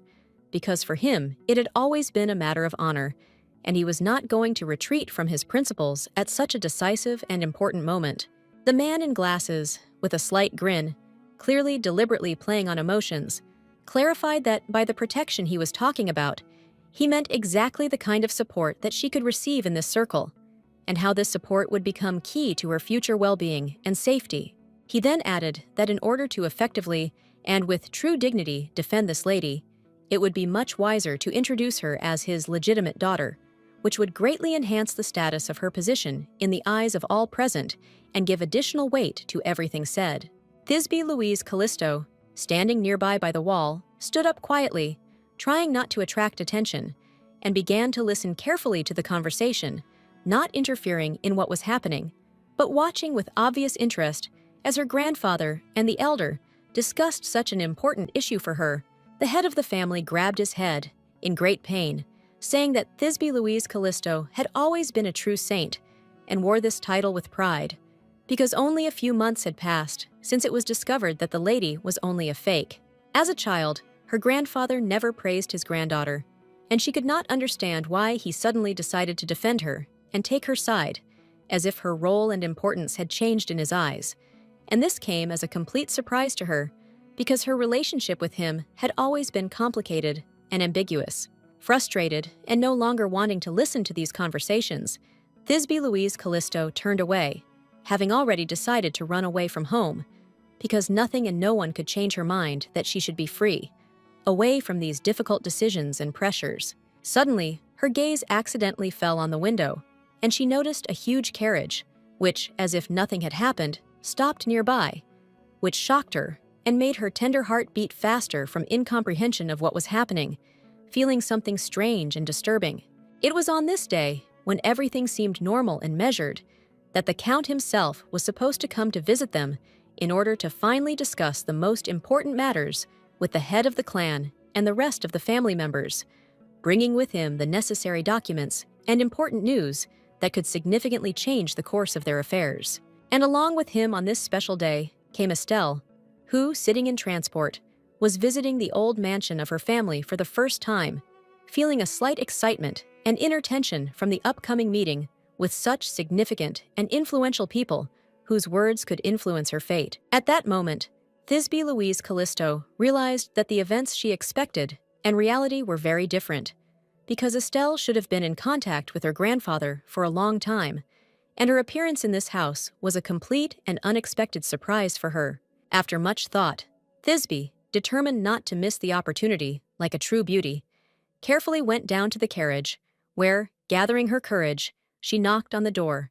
preparing to meet unexpected and important guests. Despite the anxiety that gripped her, she greeted her guest with a smile, and pointing a finger at herself, quietly asked if she could spare a minute to talk to her in person, since the conversation promised to be important, and opportunities for privacy were extremely rare in such large and noisy houses. The large white mansion was surrounded by many long corridors, high ceilings, and elegant roofs that created a sense of grandeur and mystery, as if it hid many secrets, ancient mysteries, and interesting stories waiting for their time to be revealed. When Estelle was still very little, she listened with admiration to stories about the saint as a majestic and powerful person whose strength and nobility were the subject of many legends, inspiring and lifting the hearts of all who knew her, loved her, and admired her virtues. The lovely girl first met the wealthy aristocrat at a hunting competition and admired her great calm and confident demeanor as she conversed with someone, as if she were in her element, in complete harmony with the world around her. And just then, as if from nowhere, a monstrous creature with snow-white skin, huge fangs, and a loud roar suddenly appeared, which tore through the silence of the night, causing everyone in the area to freeze in fear and horror, unable to understand what was happening and what to do. The panicked people ran in all directions, trying to find shelter, their hearts constricted with fear, and only the sound of feet running on the ground echoed, mixing with the terrible roar of the monster that had gained absolute power over their emotions and minds. Estelle, despite all the chaos and horror that was happening, did not lose her composure and always understood the language of animals. So, without hesitation, she decisively spoke to this monster, trying to calm him down and convince him to stop, so as not to cause unnecessary harm to anyone present. Closing her eyes from the terrifying sight, the young girl quickly realized that the beast was actually just scared and unsure of himself. The man's great irritation was caused by the loud noise at the lake, and the people, having woken him up, became the cause of his panicked behavior and disorientation. Fearlessly, she stood up to the loud cries of the people, without hesitation, heading towards the monster, ready to confront him, despite his terrifying appearance and growling, full of aggression, because her determination and calmness were unyielding, as if she was born for this fight. Without thinking twice, she approached the monster, hugged him, trying to convey all her confidence and warmth, and asked him not to be afraid, promising that everything would be fine and no one would harm him, which made the beast calm down a little and feel safe. Then, the others, stunned by what was happening, froze in shock, wondering how this fragile girl managed to calm the monster, which they considered dangerous, and also felt at that moment as if she was their savior, miraculously stopping the catastrophe. Then, Estelle stood still next to the calm monster, watching him carefully, not allowing herself to give in to fear. She did not seek to become a new saint, because her goal was not for title or glory, but to protect those she considered important and prevent any possible threat. But the pink-haired maiden had no intention of stealing the Callisto title. She simply didn't want the wolf to harm her idol,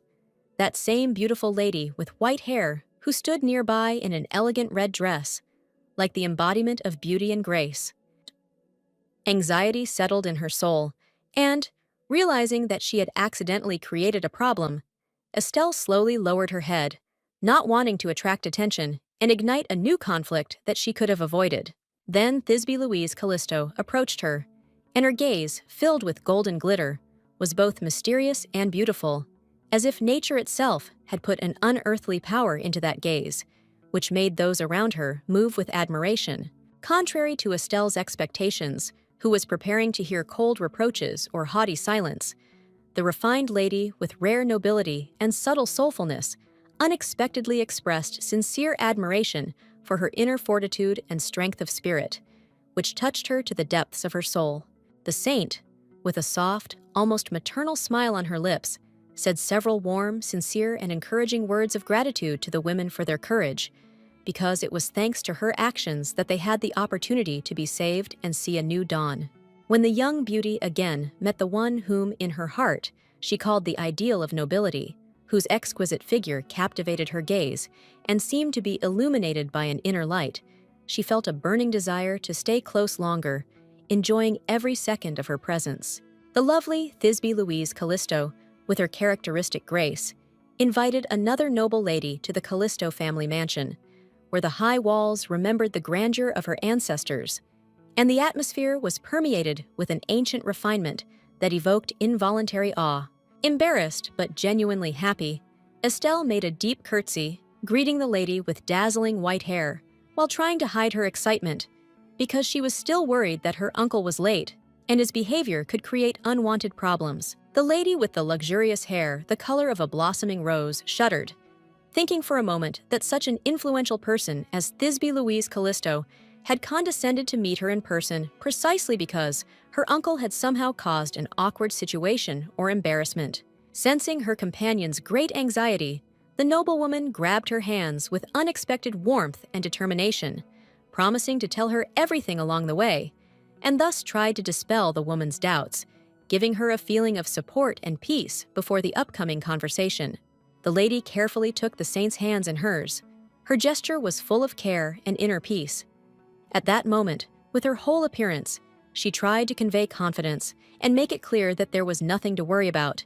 because she was nearby and everything was under control. Mentally addressing young Estelle, Thisbe Louise Callisto, with a slight sadness and hope in her heart, asked only one thing: that she trust her completely, because only in this way she could let the girl into their family with a pure heart and complete confidence. At the same time, in the hall where marble columns rose to the vaults, reflecting the imperious roar of voices,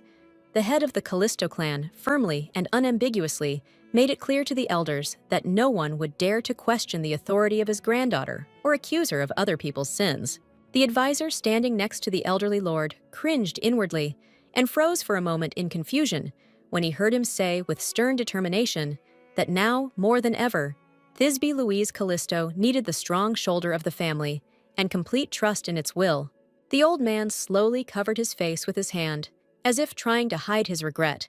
and bitterly admitted that he had avoided supporting his relative all his life, which he now regretted, because in her he increasingly noticed the features of his late, once beloved son. Instead of coming to a new meeting with his dear granddaughter, he deliberately immersed himself in endless paperwork, cases, and reports, as if work could drown out the inner voice that reminded him that duty to his family was more important than any government duties. When he was reminded that the young princess was once again awaiting him with hope and excitement, he, without taking his eyes off the papers, would dryly remark that the children usually began to cry at his mere appearance, and therefore it was unlikely that she really longed for a man's presence. The butler, with slight anxiety and a desire to convince his master to show at least a drop of attention to his granddaughter, tried to enter into conversation, but he, without raising his eyes, only coldly answered, handing over a carefully compiled list of all the teachers who would now be engaged in her comprehensive education. Hiding in the deep shadows, he watched his granddaughter's training closely as she fought in the arena with tireless tenacity, honing her fencing skills, as if trying to earn at least one word of approval from him that she never heard. After finishing his classes, he, without saying a word or making an unnecessary gesture, simply left silently, immersed in his thoughts, realizing that deep down, no normal child could love such a grumpy, cold, and distant old man as he saw himself in recent years. One such day, little Thisbe Louise Callisto suddenly lost her balance and fell on the cold ground. Her knee was badly injured. The pain was unbearable, but despite her tears, she clenched her teeth, not allowing herself to be weak and not wanting to show her pain to anyone. The maid wanted to immediately run and tell the master about the baby's wounds, but she refused, calmly noting that there was no point in bothering the grandfather over trifles, because he was always busy with more important matters. Absorbed in his own thoughts and concerns, he was always absorbed in other concerns and pressing issues that seemed to him more important and urgent than simple human feelings and relationships in the family, leaving them in the background, and thereby losing touch with what is truly important and dear. However, the years passed, and the old man, having gone through unimaginable trials, finally realized that in this world he had only one support left: his granddaughter, and with a trembling voice he said that Thisbe Louise Callisto was the only one he was ready to protect and devote the rest of his life to. After these words, the man slowly turned to his advisor and, looking into his eyes, reminded him that he himself was a father, and therefore should have understood and shared a man's feelings, because nothing in life can be more important than caring for family and loved ones. The advisor, stunned by his words, opened his mouth in surprise, not knowing how to react. The man's face expressed complete bewilderment, as if he had just heard something absolutely incredible, which came as a complete surprise to him, and he did not know what to say in response. After this, the man, adjusting his glasses, returned to his usual calm, as if nothing had happened, and, after thinking a little, said that he now fully understood what the old man, the head of the clan, was trying to convey, and that there was much more meaning in his words than he expected. Suddenly, with a sharp and loud sound, the door swung open, and Thisbe Louise Callisto, confidently extending her hand, led Estelle behind her, while loudly and sharply greeting the old man, as if completely oblivious to the heavy atmosphere of tense silence that reigned in the room. The two ladies stood in the doorway, feeling awkward, as if there was tension in the air, until they froze in place, waiting for a reaction from the two men. Their sudden appearance caused an uncertain silence and a slight embarrassment to instantly fill the room. The advisor was taken aback by Estelle's unexpected arrival, and the head of the clan, worriedly thinking about why his granddaughter had set him up, felt confused and worried. After all, he had almost convinced this impudent fellow that he was right, but now the situation had become much more complicated and confusing. The Count, having slightly adjusted his appearance and collected himself a little, greeted the princess, and she responded with a mutual but restrained greeting with a slight smile, as if trying to maintain her distance in this difficult conversation, which promised to be long and tense. Thisbe Louise Callisto explained that when she was returning from a walk, she noticed an unfamiliar carriage. Deciding to check, she went closer, looked inside, and discovered that Estelle was sitting in the carriage, which was not at all what she had planned, and her surprise was quite understandable. The elder raised his hands up, saying that the lady had done nothing wrong, and that sweet Estelle had long wanted to meet the famous daughter of a rich duke, which was her sincere and pure desire, without any hidden intentions or tricks. The young girl, suddenly embarrassed and a little puzzled, froze when everyone found out about her admiration for the saint, and this made her feel awkward and confused because she did not expect her feelings to be discussed so openly in front of everyone. When Thisbe Louise Callisto took her hands again, Estelle froze in complete shock, not believing what was happening, and her face reflected genuine delight, which she could not hide, experiencing this moment with complete surprise and joy, as if she could not believe her luck. The old man chuckled, saying that the Count was right, and that he had not yet given final permission and approval for the guest to stay here, because he wanted to make sure that everything would be decided with due respect and thoughtfulness, and not hastily. This caused the white-haired girl to become angry as they left Estelle in the blazing sunlight, allowing her to suffer, which was completely unacceptable and contrary to general etiquette, violating all decorum and norms of behavior. The grandfather agreed with his granddaughter's words, but reminded her that there would be consequences if they simply allowed Estelle's presence in their Callisto family, since not all family members were ready to accept her in this way, and this could cause serious conflicts that would affect stability and harmony. Thisbe Louise Callisto began her speech, knowing that they wanted to name the new saint after their lineage, but it was important to her that it not be too hasty a decision that could lead to unexpected consequences, weaken the influence of their lineage, and threaten their respect in society. The old man's look was angry and filled with disappointment as he stated that he was not sure he was ready to accept Estelle into their large family, since a woman's presence was unacceptable to him, and he saw no reason for such a step, doubting her merits. And then Thisbe Louise Callisto expressed her thoughts, stating that she did not approve of such bad treatment of their guest, because the noble lady deserved much better treatment and attention than this, and it was not worth judging her so unfairly, especially considering her merits. The head of their great family, with gray hair, was amazed by her great courage and confidence in her words, and, even despite his strictness, he could not help but support his granddaughter, realizing that she was right and that her words had weight,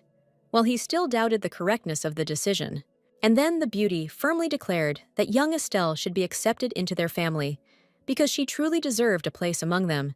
and she was ready to defend this, despite the possible difficulties and disagreements that could arise in the future. The girl was from their family, with pink hair, and she had to be treated with respect, as she was worthy of it,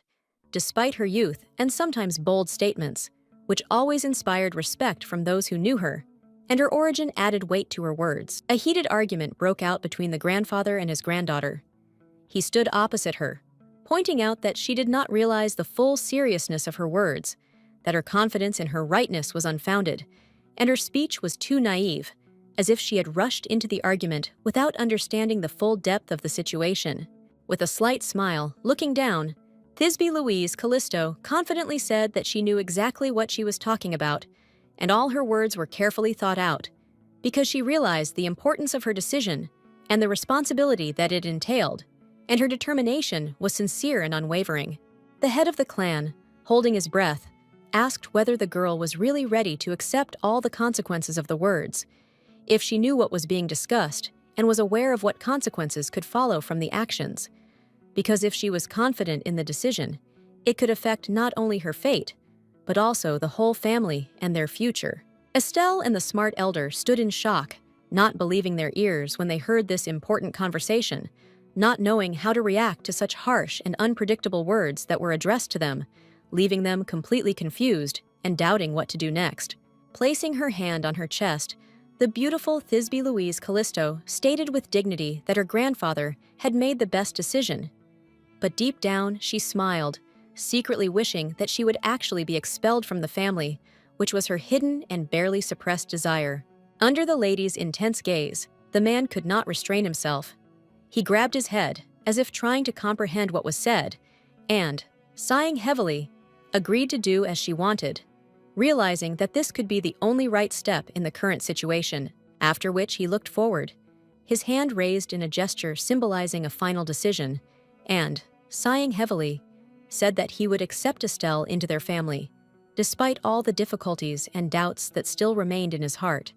But now he was sure that this was the best way. The rich count, filled with delight, clenched his fist, realizing that his goal for which he came here was finally achieved,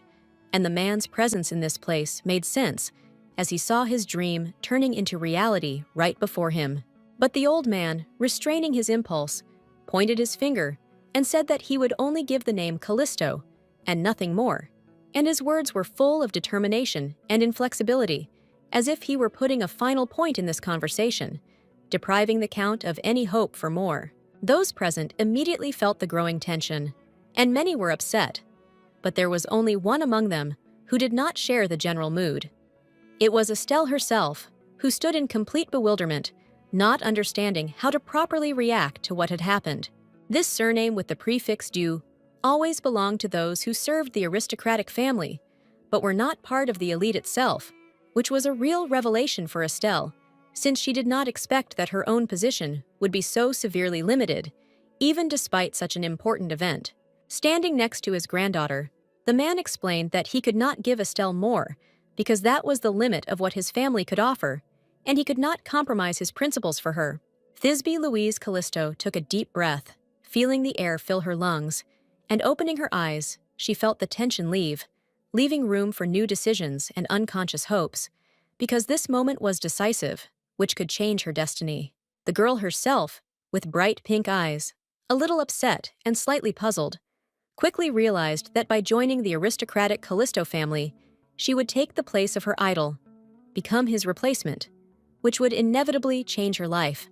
because she could become the companion of such an influential person. Then, in a conversation with that same beauty, she seemed to finally agree to give up her title of Estelle, assuring her that in return, she would gain something as desirable as the titled position itself, opening doors to a world full of new opportunities and amazing prospects. Thisbe Louise Callisto, despite all her doubts, shook her head cautiously, looking at her interlocutor, and said that she had nothing to show, standing with her back to her, in her magnificent red dress, which, wrapping around her figure, emphasized not only her exquisite taste, but also her confidence. Sitting on the sofa next to the count, the girl, deeply immersed in her thoughts, thought with disappointment that perhaps she had not taken into account all the feelings of the Duke's granddaughter, because she was probably very upset about what had happened, and her experiences could not go unnoticed, because they were sincere. With a determined frown and all doubts cast aside, Estelle made a firm decision to always stand by the good lady saint, no matter what external obstacles or difficulties, for her faith in justice and morality remained unshakable, despite all the external tension. Thisbe Louise Callisto, leaving the room and trying not to look back at those present, loudly announced that she would leave everyone to talk, making it clear that she was ready to act at her own discretion, without wasting time on unnecessary conversations or sorting out relationships with others. After that, she left with determination and headed to her personal room, where on her desk lay an important artifact, a parchment that, as she knew very well, could become the key to solving many secrets hidden behind those events that were just beginning, and it could open the doors to a new reality. There, on the old paper, she could already see a message from her lover, written in an exquisite handwriting, and, like a foreshadowing, it awakened in her heart a mixture of excitement and hope, making her think that every gesture and word of his had a special meaning for her. Sitting down on the sofa and gently tucking her hair behind her ear, Thisbe Louise Callisto quickly realized that she had received a reply to the message she had sent him earlier, and her heart began to beat faster as she realized that this moment was important for both of them, as they had both been waiting for this exchange of words. The girl sighed heavily, her pink lips parting slightly, as she realized that these words, although important, could not replace the live communication they once shared, and some invisible distance still remained between them that could not be smoothed over even by a letter. Raising her hand over the letter and holding it in her hands, slightly confused, she thought that a live communication would be much more sincere and heartfelt than such a cold message, left only on paper,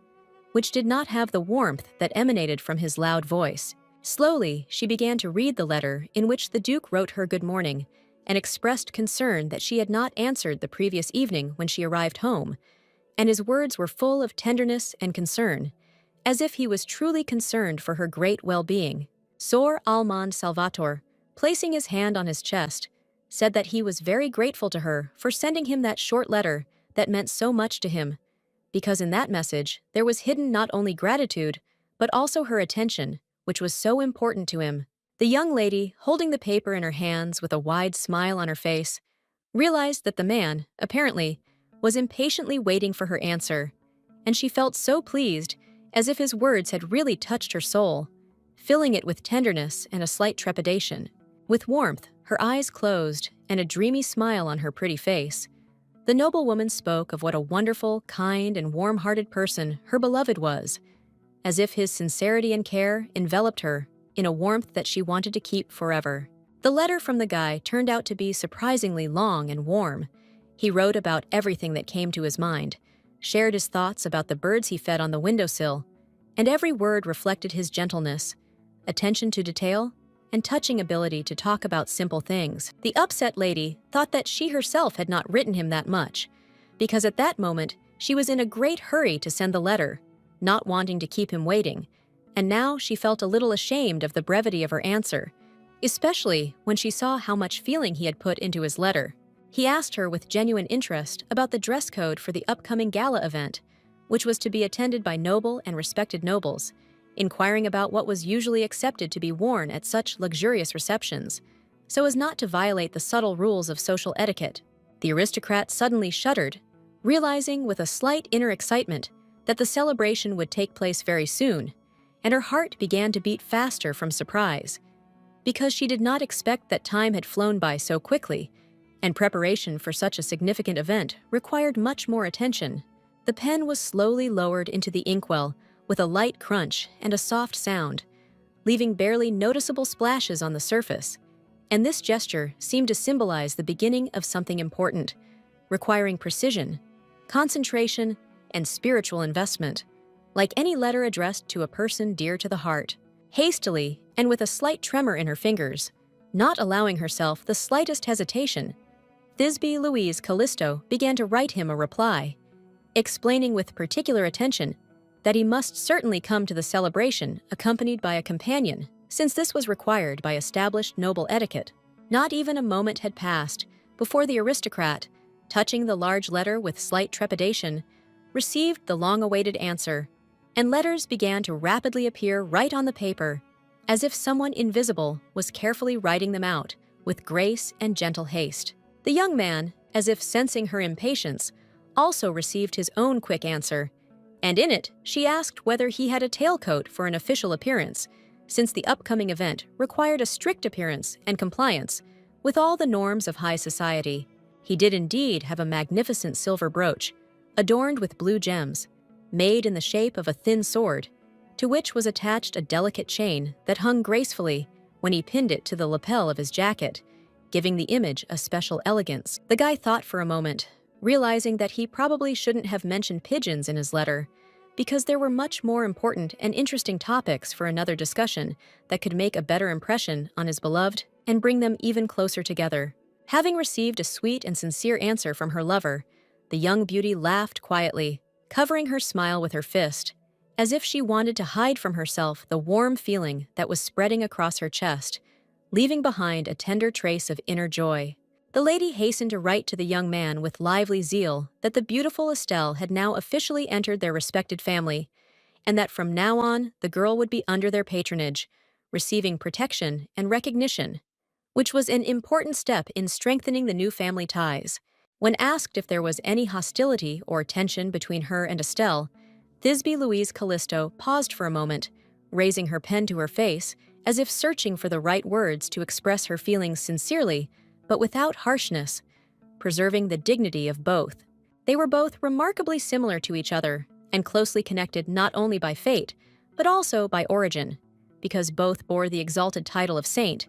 and also belonged to the same noble blood, which seemed to impose on them a common seal of fate and responsibility. Raising her head up and looking at the ceiling with a slight thoughtfulness, Thisbe Louise Callisto could not help but notice that Estelle, despite all the differences in manners and expression of feelings, was the real cutie between the two of them, sincere and bright, as if radiating warmth. In the original of this whole story, which went from mouth to mouth, it was the kind heart, boundless dedication, and noble spirit of the heroine that became the main source of strength, and her body ultimately became the key to saving the entire great and dying empire. The noblewoman, with her innate magical gift, could also cast spells, and when she concentrated, sparks suddenly flared up in her palms, accompanied by a soft golden glow of mana that shimmered like the light of stars contained in her fingers. Briefly, but with sincere and deep feeling, she wrote a reply to her lover, expressing gratitude for his tender care and attention, and as soon as her pen touched the paper, words filled with magic and tenderness began to appear on the surface in shining golden letters. Sor Alman Salvator, at that very moment, involuntarily grabbed his head, covering his eyes with his hand, as if a sudden wave of heavy thoughts had overwhelmed his mind.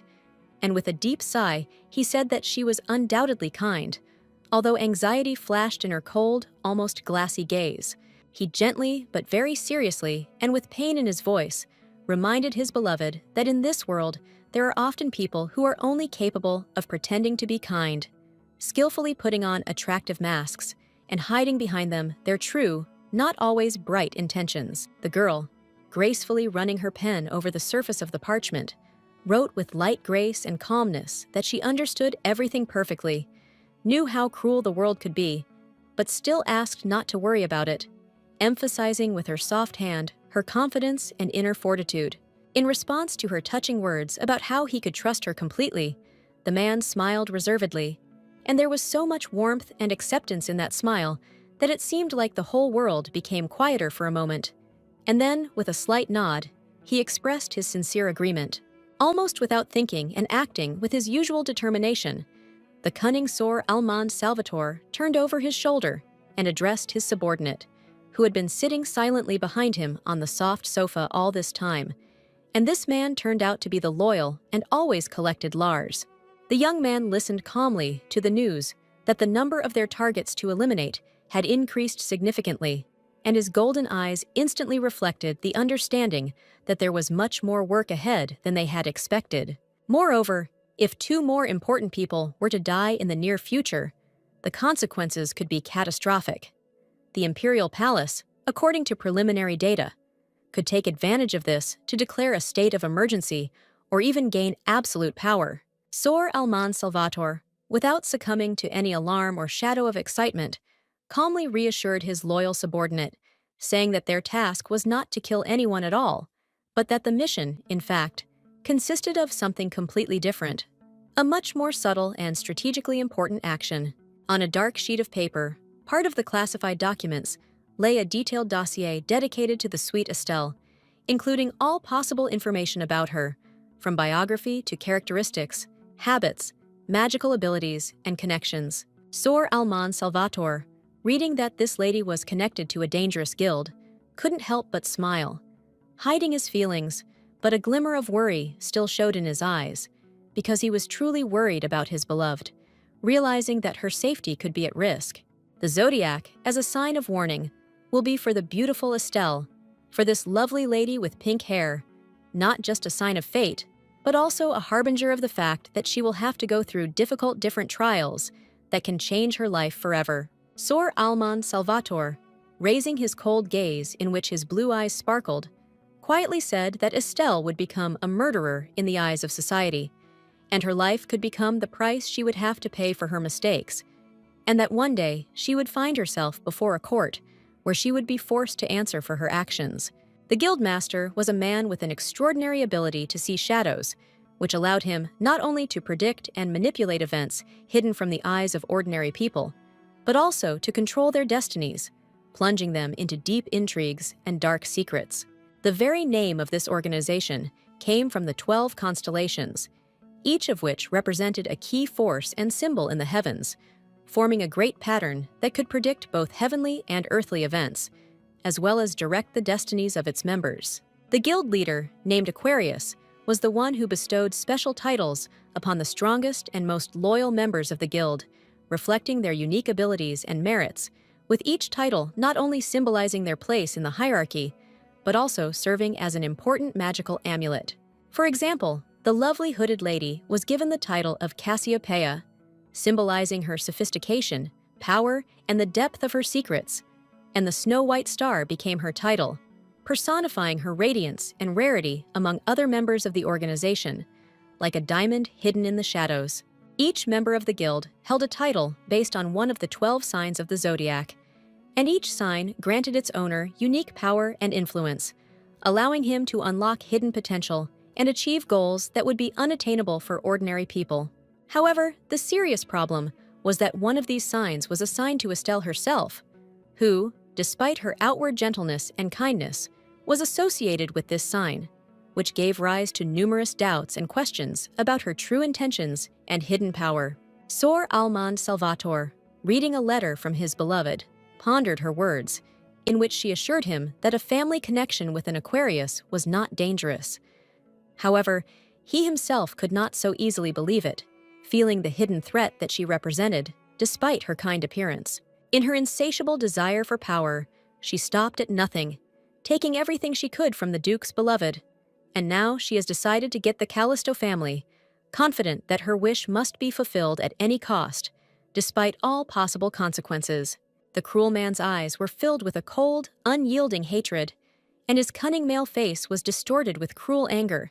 as if his entire inner world had been burned in the fire of a merciless rage, ready to destroy everything that stood in his way to achieve his goal. Lars listened attentively to his master, who said that communication with his beloved had now convinced him more that Estelle was a threat,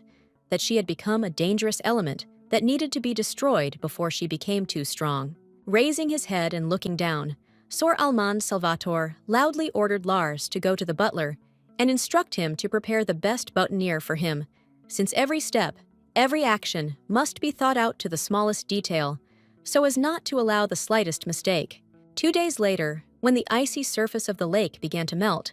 the smell of burning paper was already in the air, and the fire that engulfed it drew all attention to itself,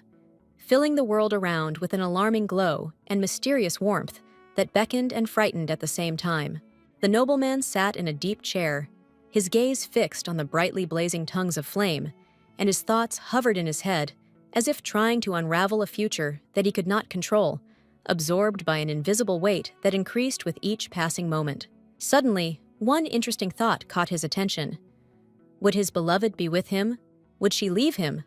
Would she run away, as he feared, leaving him alone, immersed in deep thought and despair,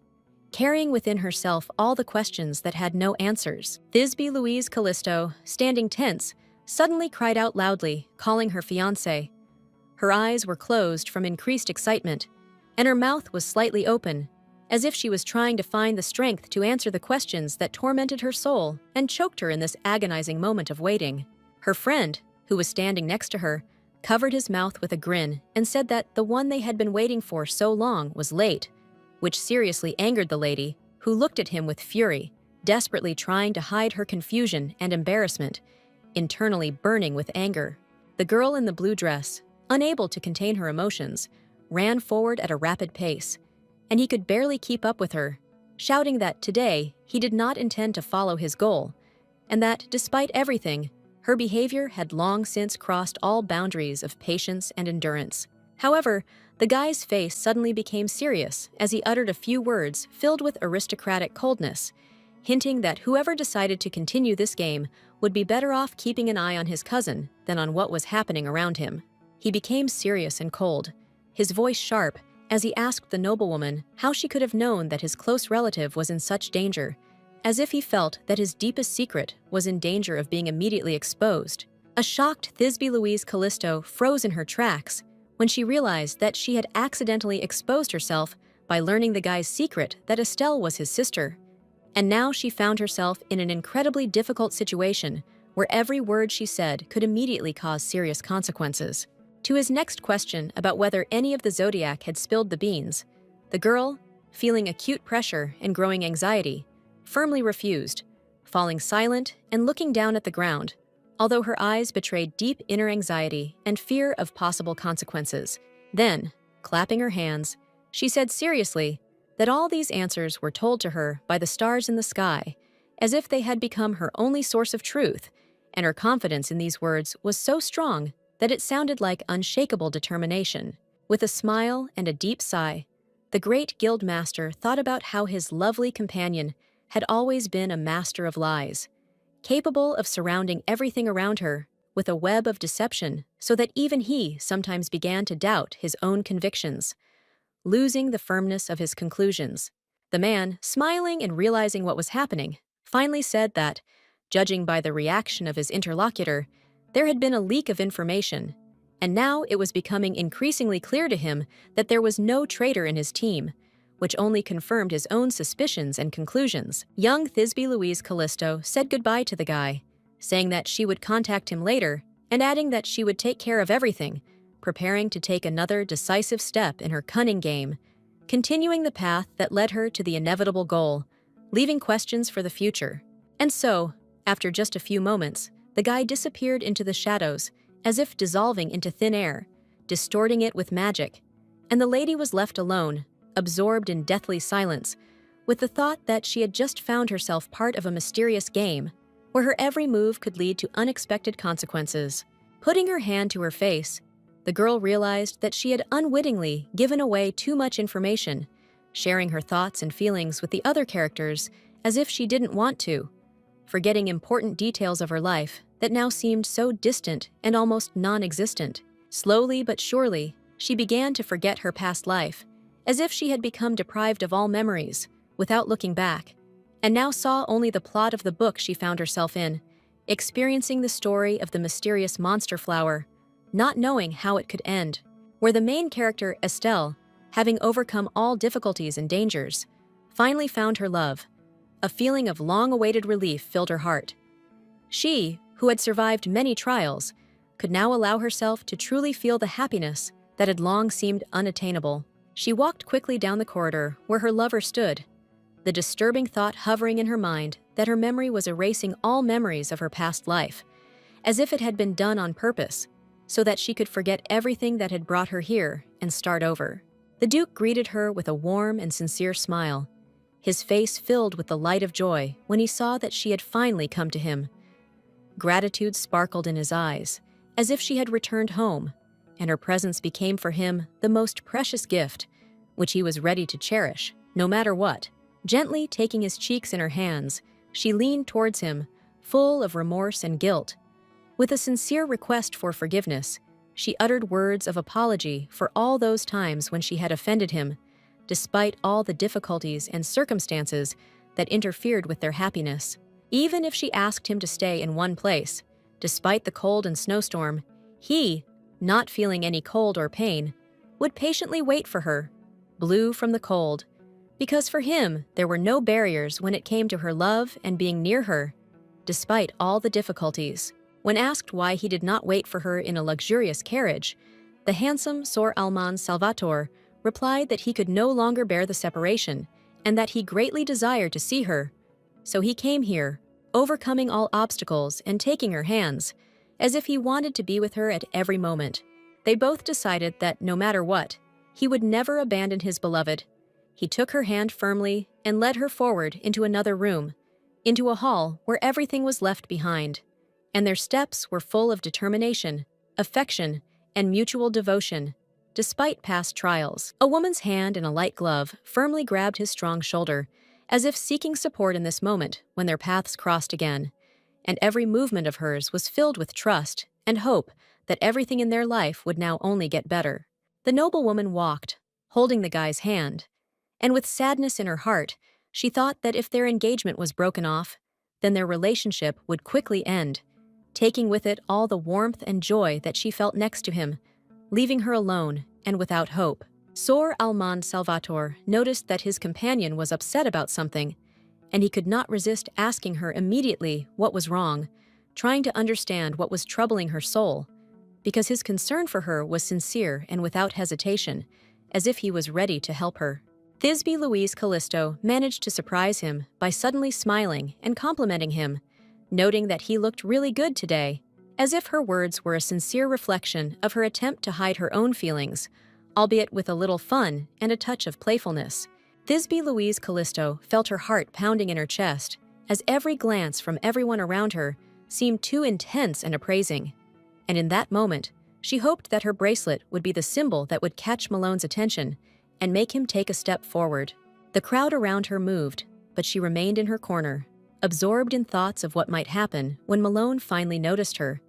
because every moment of waiting seemed endless, and her soul was tormented by an inner fear of being ignored or forgotten. Thisbe Louise Callisto felt awkward in the company of aristocrats when the crowd around was too large and crowded,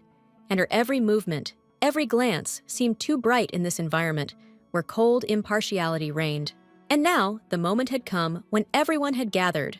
awaiting the arrival of the emperor and his family, preparing for a luxurious event full of wealth and splendor, which was to become a real decoration of the day, filling the atmosphere with excitement and anticipation. After the sudden death of the empress, Prince Kilian Leandros became the heir to the throne. His bright personality with red hair and eyes attracted everyone's attention, and his perfect facial features seemed to be the embodiment of beauty and power,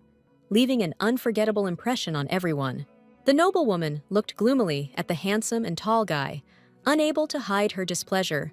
although she did not fully realize that her gaze was full of conflicting feelings, between great disappointment and a lack of understanding of what was happening. But he was the main male character in the book, the future husband of the sweet and kind Estelle, and his role in her long life, despite all the difficulties, seemed inevitable, as if fate had already written their story, planning their meeting and future relationship. He was still a small mercantile boy and communicated with the young lady solely for his own benefit,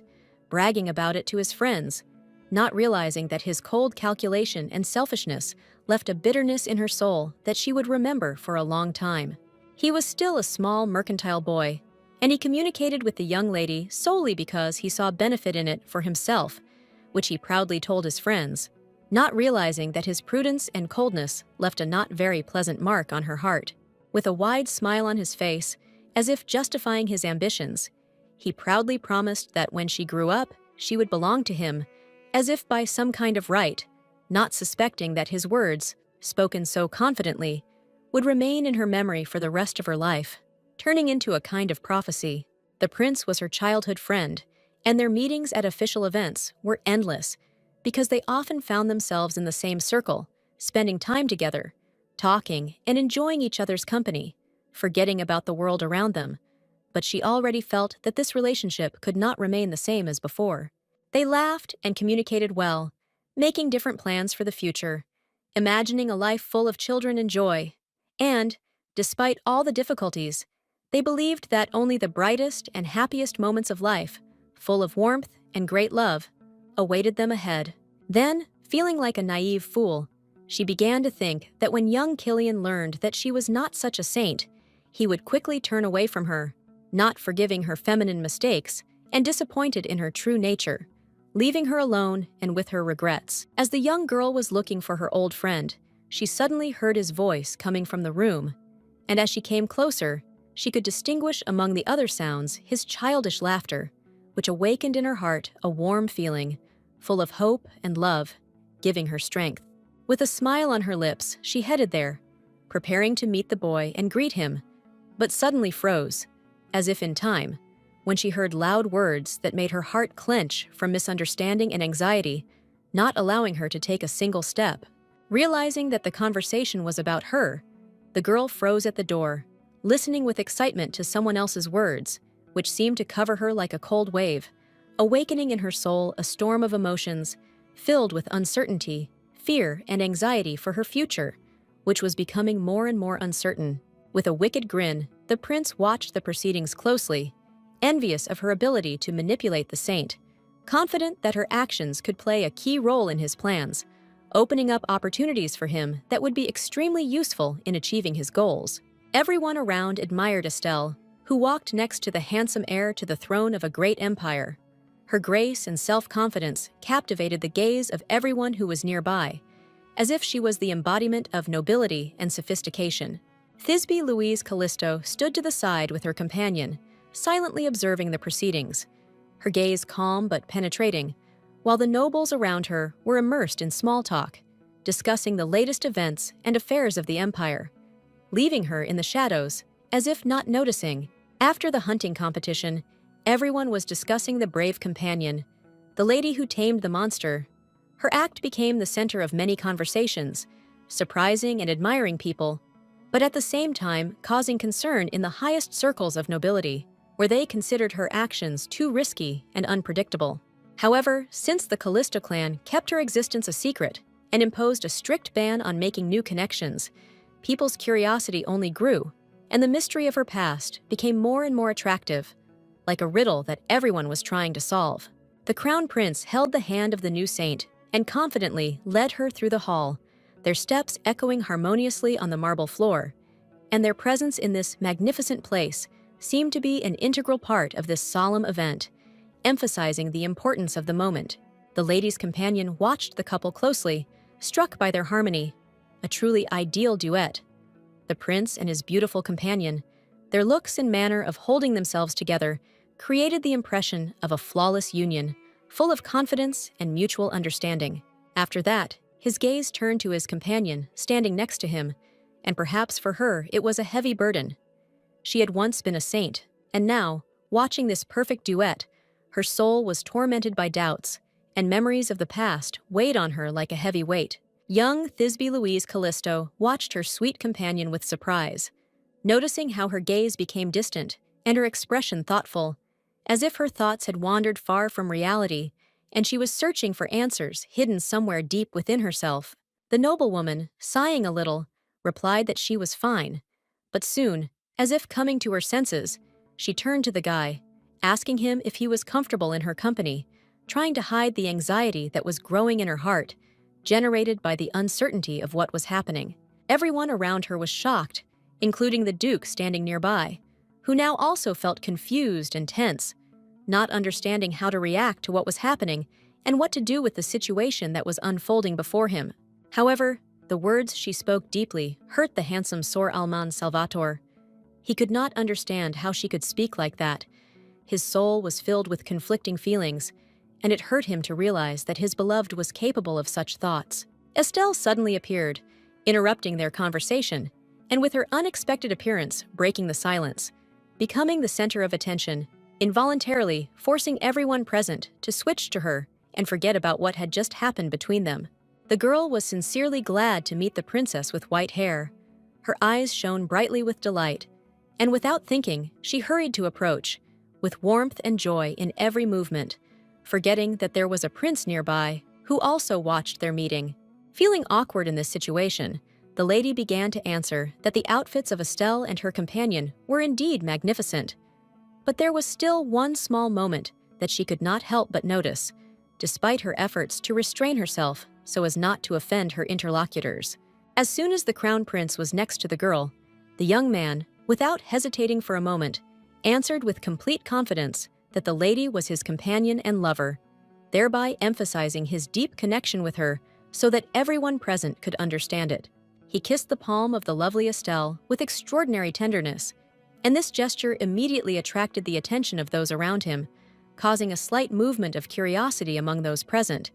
as if forcing everyone to involuntarily focus on what was happening, warming up their interest. Thisbe Louise Callisto asked her companion to bring her a large glass of cider.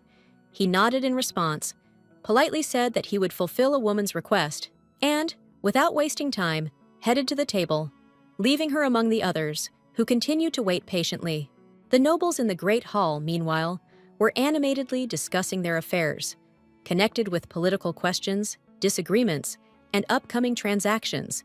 being absorbed in important conversations that did not let go of their attention and distracted them from everything else. Then the crown prince suddenly spoke up, asking the former saint if the duke didn't know that the emperor was allergic to apples and that cider simply couldn't be present here, surprising everyone with his unexpected remark, making everyone think about his loud words and their meaning. Young Thisbe Louise Callisto, however, responded with confidence that they were aware of this and that there was no cider here, calmly adding that all these nuances had been taken into account in advance, thereby dispelling the doubts of those gathered and returning attention to the further conversation. The former saint was a very interesting person who could be observed with surprise. Her daring but bright image attracted glances.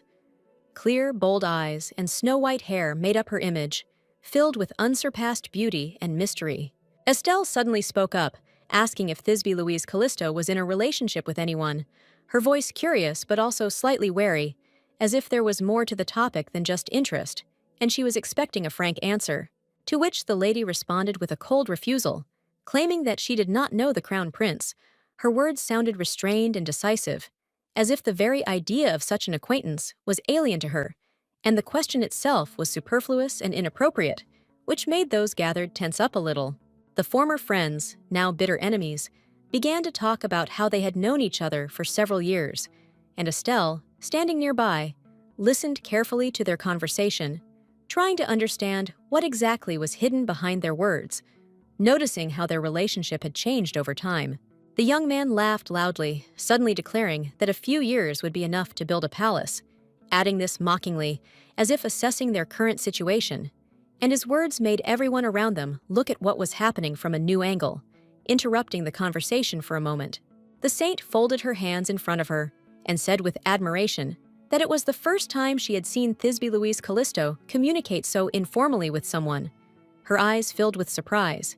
and she watched with obvious interest how casually and naturally the lady conducted the conversation, as if all her reserve had disappeared. She came to the conclusion that the young couple were incredibly close to each other, as if their connections were much deeper than just a casual acquaintance, and this made her wonder about the true sincerity of their relationship, confirming her assumptions that there was something more between them. Suddenly, the prince started to play the victim and started crying. His tears were obviously fake, and every word he said had no basis in fact. He claimed that Thisbe Louise Callisto did not love him at all, trying to gain sympathy from those around him, but no one fell for his manipulations. The musicians played pleasant music, and the sound of the violin filled the hall, creating an atmosphere of lightness and sophistication, immersing everyone in a special mood, as if time itself slowed down under the influence of this enchanting melody, which gave the moment a certain magical lightness. Estelle suddenly pushed Thisbe Louise Callisto towards the prince and suggested that they both dance a reconciliatory dance in honor of their friendship, hoping that this gesture would help ease the atmosphere and restore harmony between them, easing the tension and bringing them closer to peace. Killian Leandros, cocking his head to one side and playing with a mocking smile, noted that perhaps it was not worth contradicting the saint in her right to help, since it was useless anyway. The truth was that the lady remained deeply and frankly dissatisfied. A handsome prince in a sky blue outfit and a young maiden in a blue flowing dress stood majestically in the middle of the hall, where aristocrats danced gracefully to the majestic sounds of enchanting music, shining with jewelry and innate grace. A strong male hand with gentle tenderness, but confidently, lay on a thin, trembling female waist, anticipating the exciting movements of the coming waltz, where hearts will beat in unison and steps will merge in dance, as if an old, long-forgotten fairy tale came to life in the hall. After a short pause, and with a slight hint of playful superiority in his voice, Killian Leandros calmly said that from now on, he would be leading this dance, and if the lady wanted to maintain the grace of the moment, she should definitely follow him without further hesitation. Suddenly, at the most inopportune moment, the exquisite heel of the charming beauty stepped unpleasantly on the man's patent leather shoe with an annoying sound, leaving on the surface of his impeccable boots a clear imprint of a hasty, careless movement. Thisbe Louise Callisto smiled tensely, barely hiding her irritation, and in a restrained voice noted that she was well aware of the rights of a saint. However, a frozen, forced smile froze on her face, and the young man ironically declared that she had not changed at all since then. All the aristocrats gathered in this hall under the high vaults and glittering chandeliers froze in silent attention, watching the graceful and precise dance of the young couple, a noble youth and a refined girl, as if they had stepped out of the pages of a romance. At that very moment, continuing to whirl in the rhythm of a beautiful waltz, the two of them began to quietly discuss the fact that their current dance suspiciously reminded them of the very same movements that they had already performed once before, almost laughably recognizable and warm. The guy suddenly said, in a reserved but caustic tone, that apparently Thisbe Louise Callisto really did hate him, and to this, the girl, barely maintaining an expression of calm, retorted that the prince should be honest and admit himself why he brought Estelle here. The heir to the throne bowed his head with restraint, allowing a lock of hair to fall over his forehead, and with cold politeness said that the lady had been mistaken in her hasty assumptions. After all, the lady with pink hair herself had expressed a desire to see the daughter of the Grand Duke. And indeed, young Estelle, sitting to the side, watched his every move with genuine interest and slight admiration. After all, even despite the rumors, this so-called false saint continued to be her idol and unattainable ideal. Then the prince, without changing his expression, suddenly whirled the lovely girl around and, coming close to her ear, whispered almost inaudibly that if she had not been found, he would perhaps have gone outside anyway, just to continue the search. And, stepping back with a mockingly polite grin, he added, as if by chance, that in reality he had arranged all this only to see the lively and spontaneous reaction of Thisbe Louise Callisto, the very one that she carefully hides behind a mask. After this, the heir to the throne, with innate grace and honed to perfection, lowered the lady a little lower, twirling her in a smooth, almost theatrical turn, allowing the dress to fly up like a petal caught in the wind. But suddenly, his face became very serious. All playfulness disappeared, and he quietly but clearly said that in fact he had not come here for the sake of the ball at all. He had come to see in her eyes that subtle, elusive falsehood that she hides behind a polite mask. At that moment, the girl took a step back, as if instinctively, and the hem of her dress flew up with a quick movement. The shoe slid across the marble floor, and a light breeze from the turn emphasized her confusion and attempt to save former dignity. Suddenly, the young boy, hearing a strange, barely perceptible rustling sound, abruptly turned back over his shoulder. His friends nearby were animatedly discussing something, but he suddenly opened his eyes wide in surprise, suspecting that someone was eavesdropping on them right now. The prince, with obvious shock in his eyes, abruptly turned his gaze to the side, hearing a barely perceptible rustle of fabric behind his back. And at that same moment, with alarm, he realized that Thisbe Louise Callisto had been quietly eavesdropping on their tense conversation, and then quickly ran away from the luxurious hall. While his agitated friends were excitedly discussing how the so-called saint could very well have overheard everything and, not understanding the true meaning, drawn completely false and dangerous conclusions, the prince himself sat motionless, smiling calmly with cold determination. Without further ado, he confidently and harshly, in a restrained tone, interrupted his confused friends, ordering them to immediately remain silent about what had happened. After all, if the adults found out the truth, then the heir to the throne would be severely punished first, and after him everyone else. The boys were caught in indecision, with forced but animated smiles, unable to resist the prince, who was younger, but much more determined, stronger and braver than their friend, with whom they once shared the same views on the vast world. The handsome young man watched them with a slight but confident smile, noticing how they tried to hide their confusion and uncertainty, knowing that the prince was always able to find the path to the real truth, despite his youth and underestimated courage. He often saw how little Thisbe Louise Callisto, despite her initial coldness and aloofness, truly mastered her mind, sometimes surpassing her peers in the ability to manipulate the situation and in the tenacity with which she strove for her goal. The girl was sweet, often smiled, her white hair always shone in the light, but it was obvious that she was hiding some deep experiences and worries inside herself, not wanting to reveal them to others and always remaining alone, afraid of being misunderstood. And so the prince, watching the proceedings with equanimity, became the one who portrayed Thisbe Louise Callisto as the victim, closely watching her every move from the window of his office, as if he knew that her fate could be closely linked to his own decisions. The surprised boy froze in place when the lady turned to face him, as if reminding him that they had once been best friends, and this moment became unexpected and painfully significant for him, because they had not communicated for a long time, and a lot had changed since then. The little girl, offended and holding back tears, looked at him with barely restrained emotions, clearly felt insulted by his cruel words that he said to her, and all her invisible internal tension spilled out into this short but very important look. However, the prince did not understand what he had done wrong. Because his intentions were the most sincere, he only wanted happiness and well-being for her.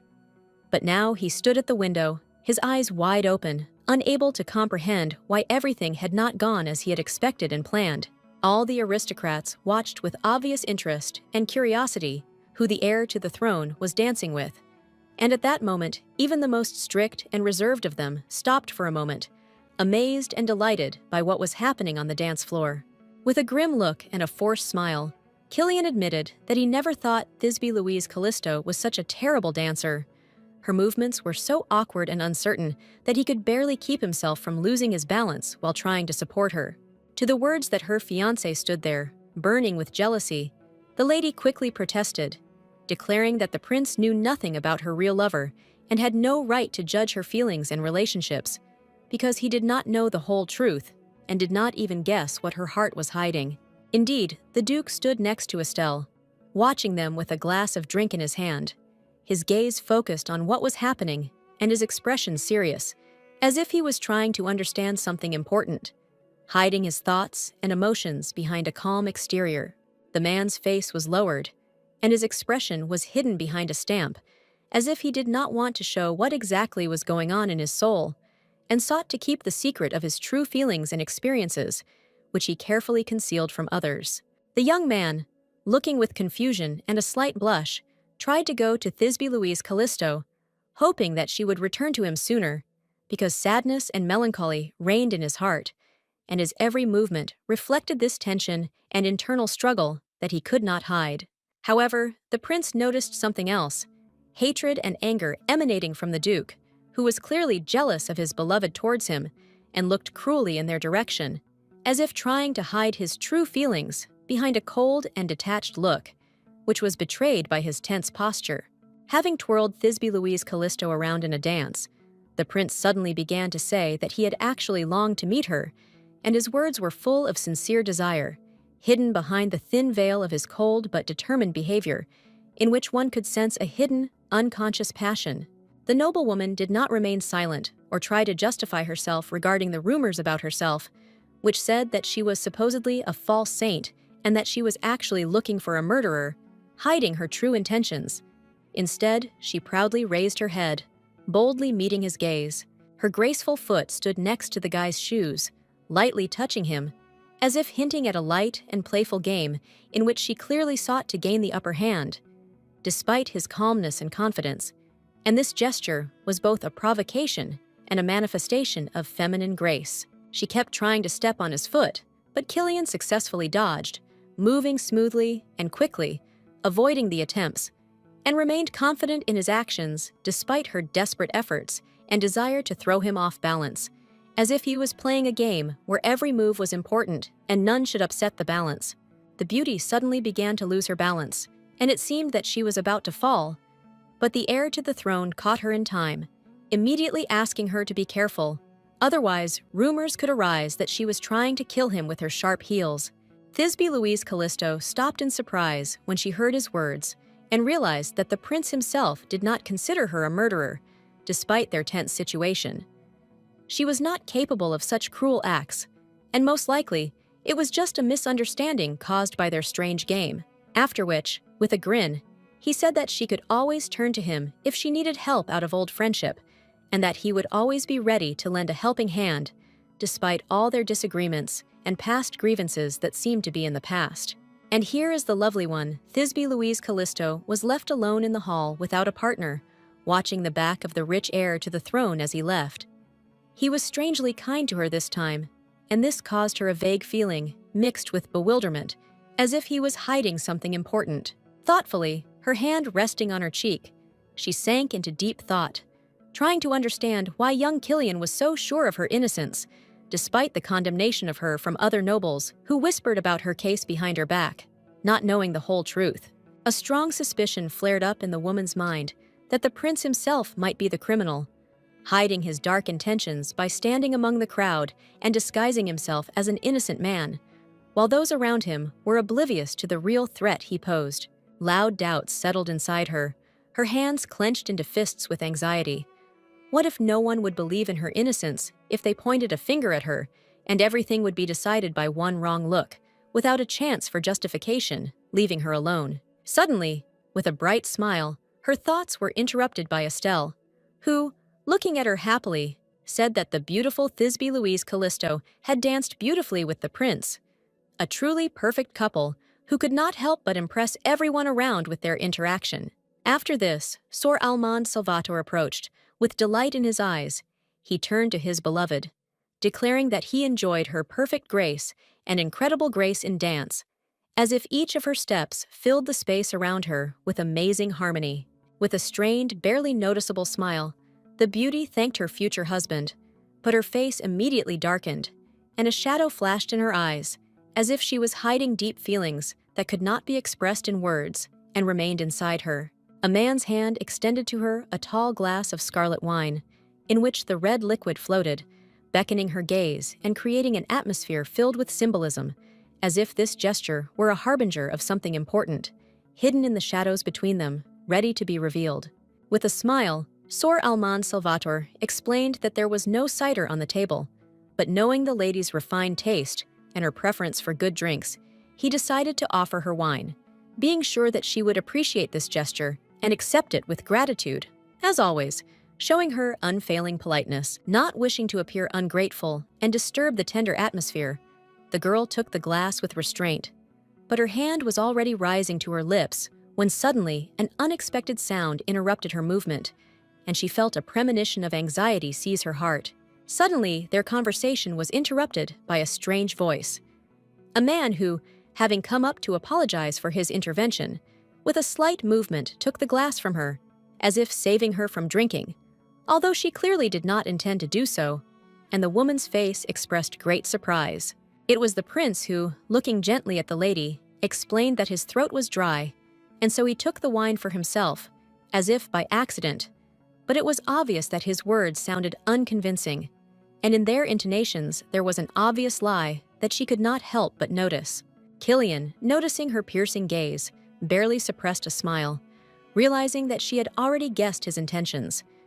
With a bright sparkle in his eyes, he asked her to play along, leaving the whole situation covered in a veil of innuendo, as if it was all part of a carefully thought-out plan. The beauty, not wanting to enter into a contradiction, silently followed her companion, wondering if he was against her giving the glass of drink to the prince, because she clearly felt that the game was unfolding according to rules that they both understood. The darkly beautiful Sor Almond Salvator, unable to refuse his beloved, agreed. But it was clear that he was confused and slightly upset, because he had brought this drink for his beloved, and now she had to give it back, which clearly did not meet his expectations. Thisbe Louise Callisto suddenly stood up, firm and determined, noticing a strange change in her companion's face, as if something in his expression foreshadowed impending alarm. She clenched her fists, not allowing herself to betray her emotions. As if frightened by something inside herself, she abruptly turned away from the company, and for a moment her eyes widened. The bracelet on her wrist flashed. This meant that Malone was trying to contact her, and the moment for this was the most inopportune of all possible. The man, barely able to stand on his feet and bleeding warm, thick, scarlet blood, whispered with difficulty through pursed lips that something truly strange and disturbing was happening on the second floor, as if something terrifying, frightening, and illogical was happening there. The noblewoman, terrified to the depths of her soul and unable to believe her ears, froze in place, her breathing quickening, for the voice of the wounded youth sounded terribly exhausted, and through his incoherent speech, she caught only fragments of words about terraces, shadows, and the possible danger that lurked there. Thisbe Louise Callisto, pale with fear and anxious foreboding, raised her hand sharply and with desperate insistence, calling the nearest waiter to her, because she urgently needed to leave the room before the situation got out of control or began to develop in an irreparable direction. Estelle glanced over her shoulder, her gaze falling immediately on the former saint, whose expression left no doubt that she was clearly worried about something, tense and wary, as if she had sensed a terrible danger before anyone else around her. Confused, trying to remain calm, Thisbe Louise Callisto turned to the aristocrats and, trying to maintain a polite tone, explained that a close friend was urgently looking for her, and therefore, to her great regret, she had to leave this company immediately. Friends noticed that the princess had a strange expression on her face, excited, tense, as if something was trembling under her skin, but she said convincingly and restrainedly that she would leave for literally a couple of minutes and would definitely return soon as she talked with her old friend. Estelle, worried by this sudden departure, with a worried look in her eyes, extended her hand to hold the beauty, and her thin, fragile fingers almost touched the girl's wrist, but she was already taking a step back, as if trying to avoid the touch, as if she was afraid of it. But Thisbe Louise Callisto pulled her hand away in fear, not allowing the other lady to touch her, as if her skin had suddenly become too sensitive to any foreign touch, as if instinctively defending itself from something invisible, frightening and disturbing inside her. Without turning around, Thisbe Louise Callisto turned away abruptly and walked away quickly, leaving the aristocrats behind in mute confusion, and almost inaudibly muttered that she would definitely return soon, and her hand involuntarily rose to her shoulder as if in a chill, pain, or internal tension. The aristocrats, as well as her closest friends, were clearly stunned by this strange and abrupt behavior of Thisbe Louise Callisto, and stood frozen in place in complete confusion, with their eyes wide open. Both the young men and Estelle herself, who stood between them in complete confusion. The noblewoman, in a luxurious dark blue dress, with flowing waves that emphasized her grace, with silver hair decorated with neat bows, walked quickly and decisively towards the exit of the hall, trying not to meet anyone's gaze. Estelle, her golden eyes wide open, watched the girl's every step with alarm, feeling her heart squeeze with worry.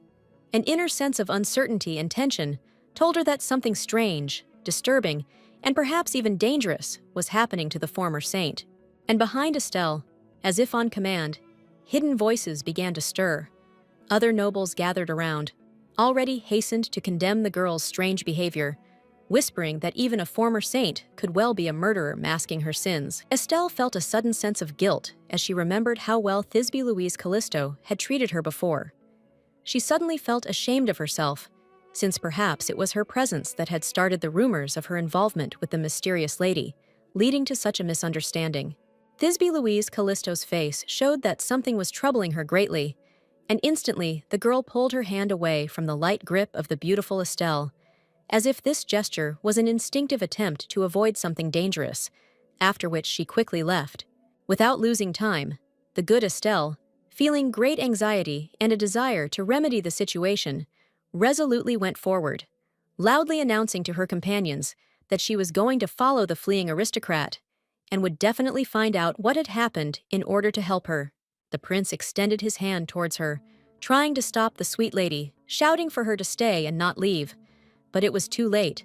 She was already walking towards the huge door, trying to leave the luxurious hall. Her steps sounded louder and louder, desperately breaking the silence. As a result, the young guys were left alone together. The blonde was clearly upset, and the prince, with a displeased expression on his face, extended his upper hand, trying to calm down,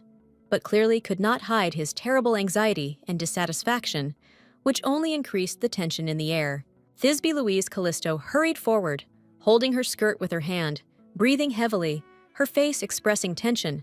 and she felt how each step became heavier. She had to hurry because time was against her, and she felt that something serious was waiting for her. After the words of the female friend, the precious bracelet fell silent, and no news came from it, which was very alarming because she had already begun to worry about what might happen and did not know how to act in such an unpredictable situation. Biting her lip in frustration, worried that Malone might have gotten hurt, Thisbe Louise Callisto couldn't help but blame herself for her carelessness,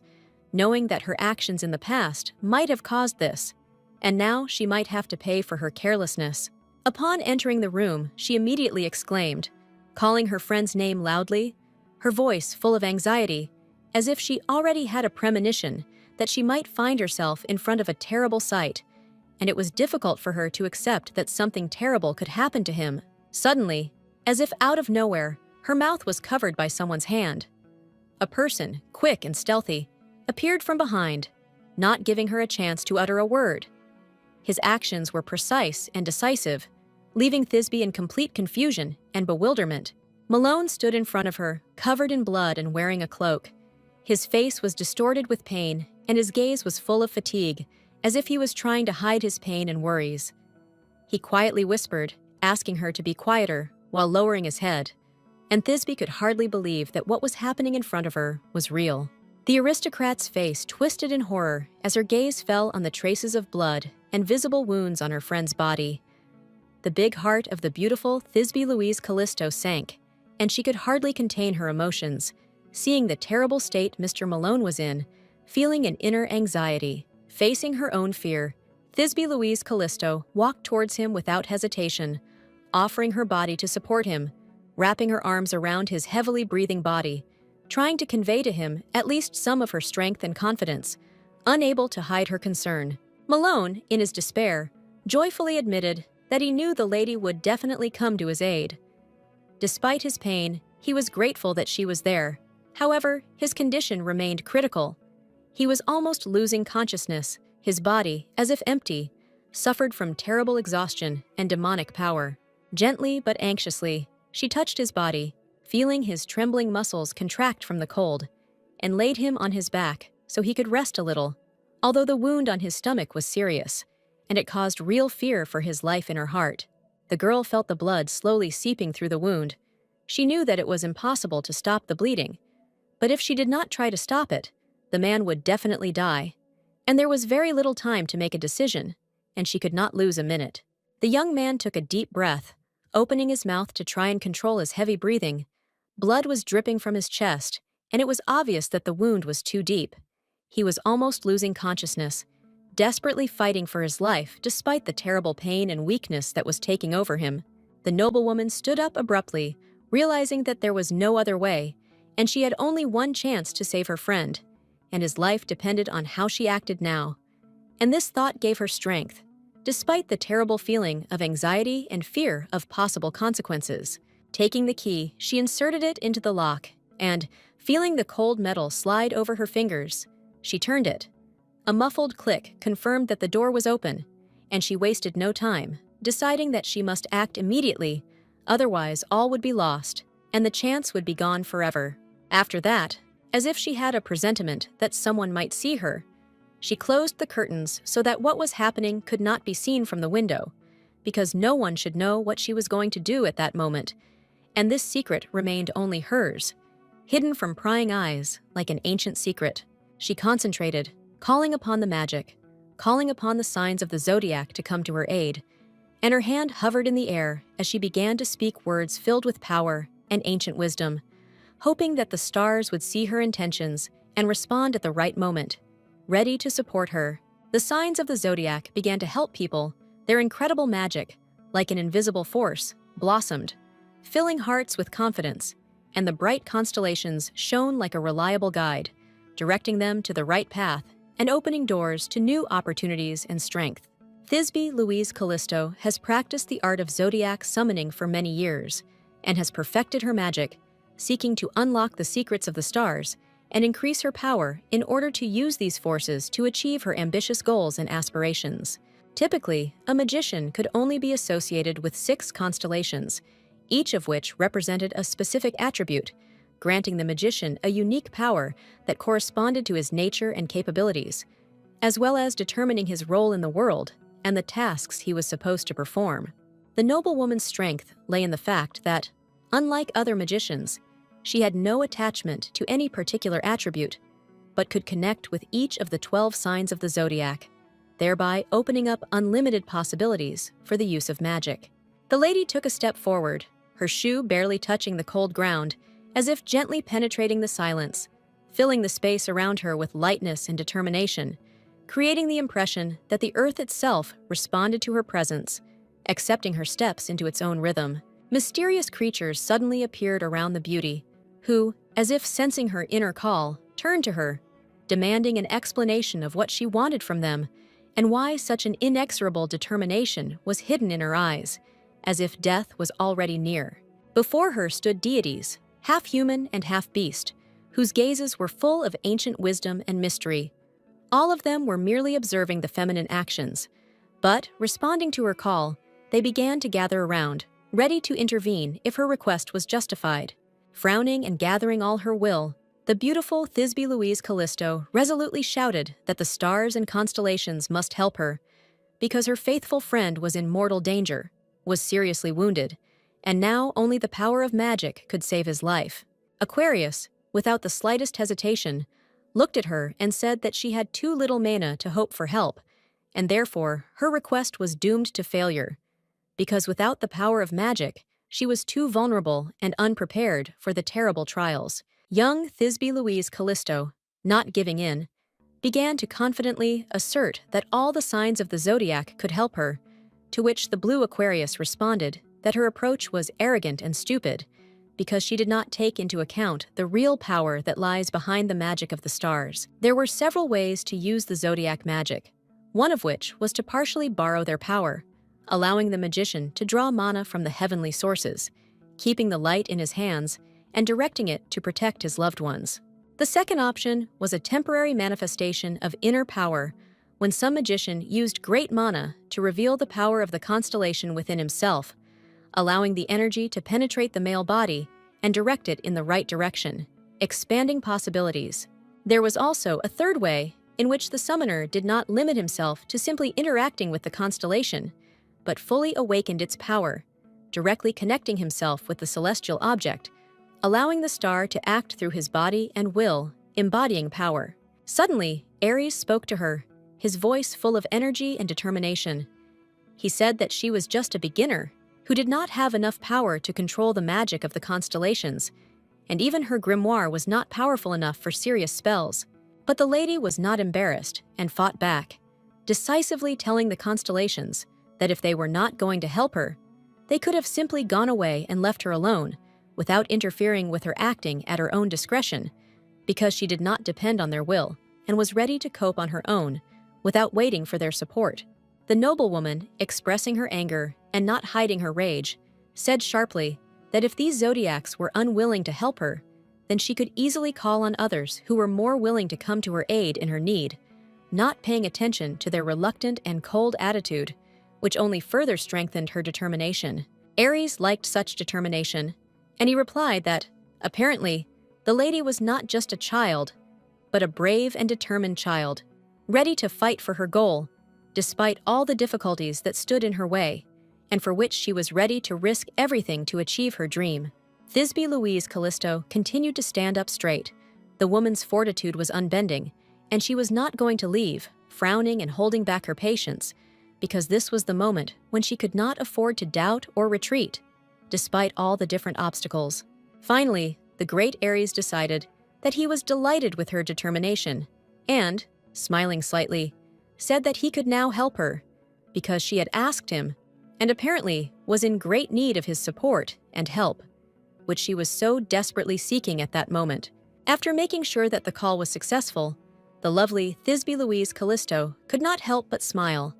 realizing in surprise that she had succeeded and achieved what seemed impossible, because her will and determination became the decisive factor that opened the way to victory. Suddenly, their conversation was interrupted by a completely new voice, and another zodiac walked towards them. Its presence felt instantly, as if the air around them had changed, filled with new energy, creating an atmosphere full of tension and anticipation, as if an important moment was approaching. He was a young man, his gaze was penetrating, and, slightly bowing his head, he said with respect that he had always valued such qualities in people as honesty and determination, the ability to fight without giving up, despite all the difficulties encountered along the way. Virgo felt her heart beat faster. Her fingers tightened around the fabric of her dress. Her gaze involuntarily froze, because now the strong Sagittarius himself spoke to her. There was strength, confidence, and boundless determination in his voice, filling her with its influence. And then Aquarius, with slight contempt, turned to the lady, calling her a fool, because she believed that he hated her, which only strengthened her determination and strengthened her faith in her own strength, despite his caustic remark. And she no longer doubted her choice. The beauty felt confident when the zodiac signs approached her, asking what they could do, because they were ready to help, ready to lend a shoulder and offer their strength to provide support in a difficult moment. And this was important to her. With confidence and determination, the noblewoman replied that the signs should not worry, because real professionals would do what they do best, and they should not worry because she herself would handle what she needed to do, without wasting precious time on doubts. Sor Alman Salvator stood on the balcony, immersed in emptiness, his gaze directed into empty space, and the expectation of his beloved became more and more unbearable. His patience melted with every moment, turning this time into a real agonizing test for the soul. Suddenly, feeling someone's gaze on him, Sor Alman Salvator reluctantly turned his head, meeting the gaze of his interlocutor, who was standing nearby, as if he was specially waiting for the moment to intervene in this tense atmosphere. Filling it with even more tension, the crown prince stood before him, a sly grin adorning his face, and in a slightly mocking tone, he said that the nobleman had overreacted to the absence of his beloved, almost flirting with his nervousness and inner turmoil. Sor Alman Salvator turned away, folding his arms across his chest, and with a cold expression on his face, said that it was the first time he had met the heir to the throne,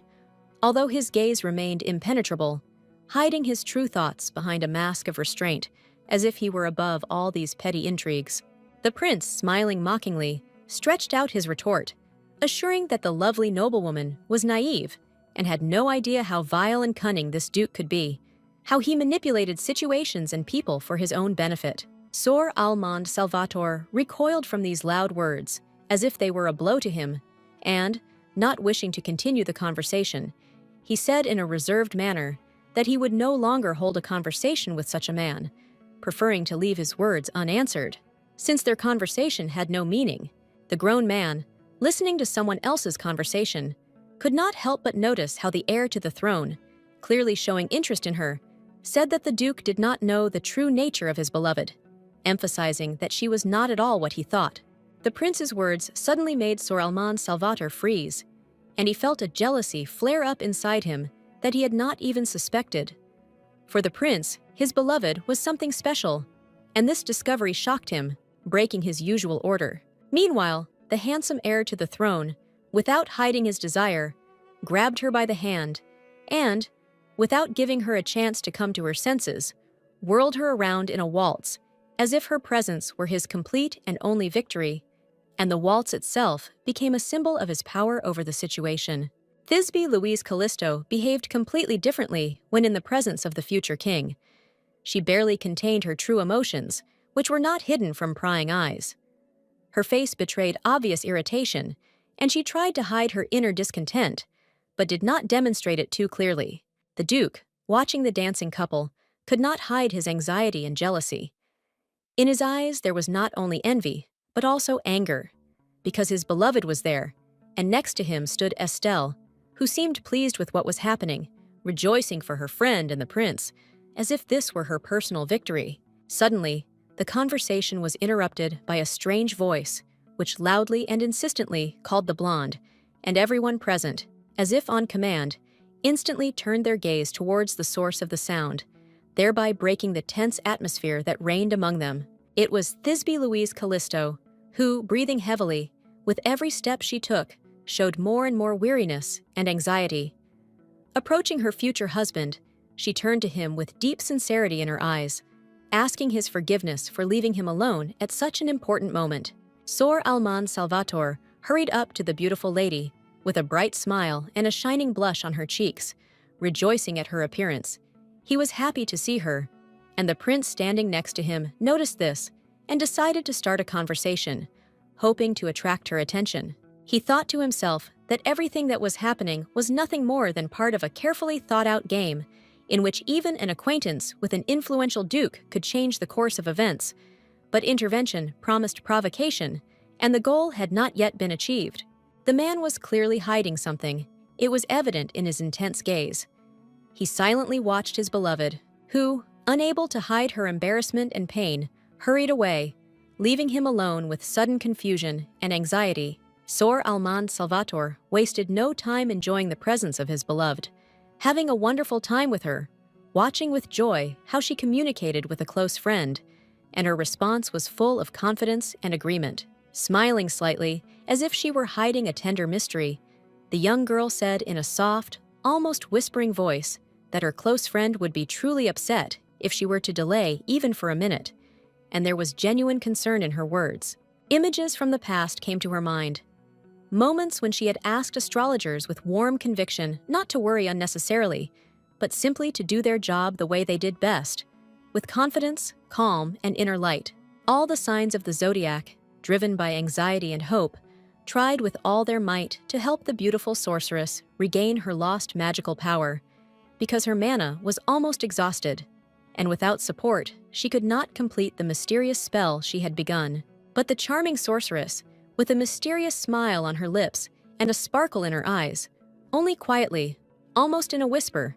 answered that she knew one truly amazing and very rare way that could help her pull off this difficult magic trick. A light, barely perceptible vibration of magic filled the air around, and snow-white glowing traces, like ghostly patterns, smoothly stretched along the stone walls, leaving behind a shimmering trail of living mana, ready to break out into a spell. The beautiful sorceress, despite her fatigue, with firmness in her voice, told the signs of the zodiac not to worry about her magic and mental powers, but instead to focus on managing the flow of mana, because it was now the key to their salvation. Aquarius, without a second's hesitation, approached the seriously wounded boy, looked at his pale face, and quietly said that the life energy in him had almost died out, but if everything was done correctly, it was still possible to try to bring him back to life. With these words filled with determination, the zodiac sign began to cast an ancient spell.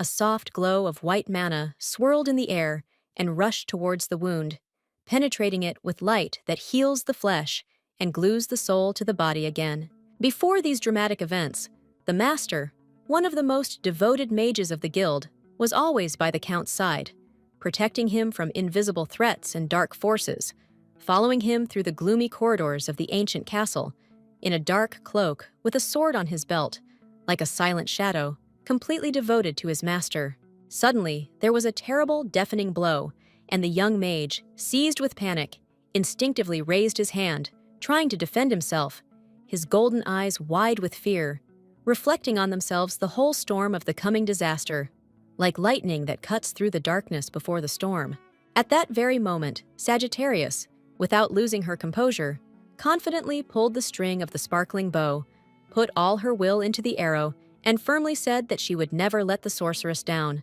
promising to protect her, even if she had to sacrifice herself. Ares, on the contrary, was clearly irritated and did not try to hide his anger. He was deeply outraged that he was treated only as a silent guard, used without warning, and any demand, like a helpless tool, not given the opportunity to make important decisions himself. Meanwhile, Aquarius, remaining unperturbed, quietly stood next to the sorceress, leaned over, and almost whispered in her ear that she had not betrayed them at all, but, on the contrary, entrusted the rescue of the wounded young man to them,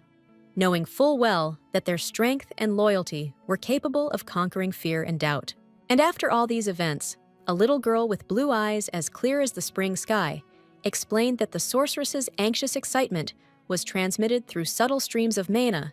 penetrating the consciousness of all the signs of the zodiac and reflected in their emotions. Having understood the true cause of the unrest, the noblewoman, without losing a second, hurried back to where her beloved prince remained, and, approaching,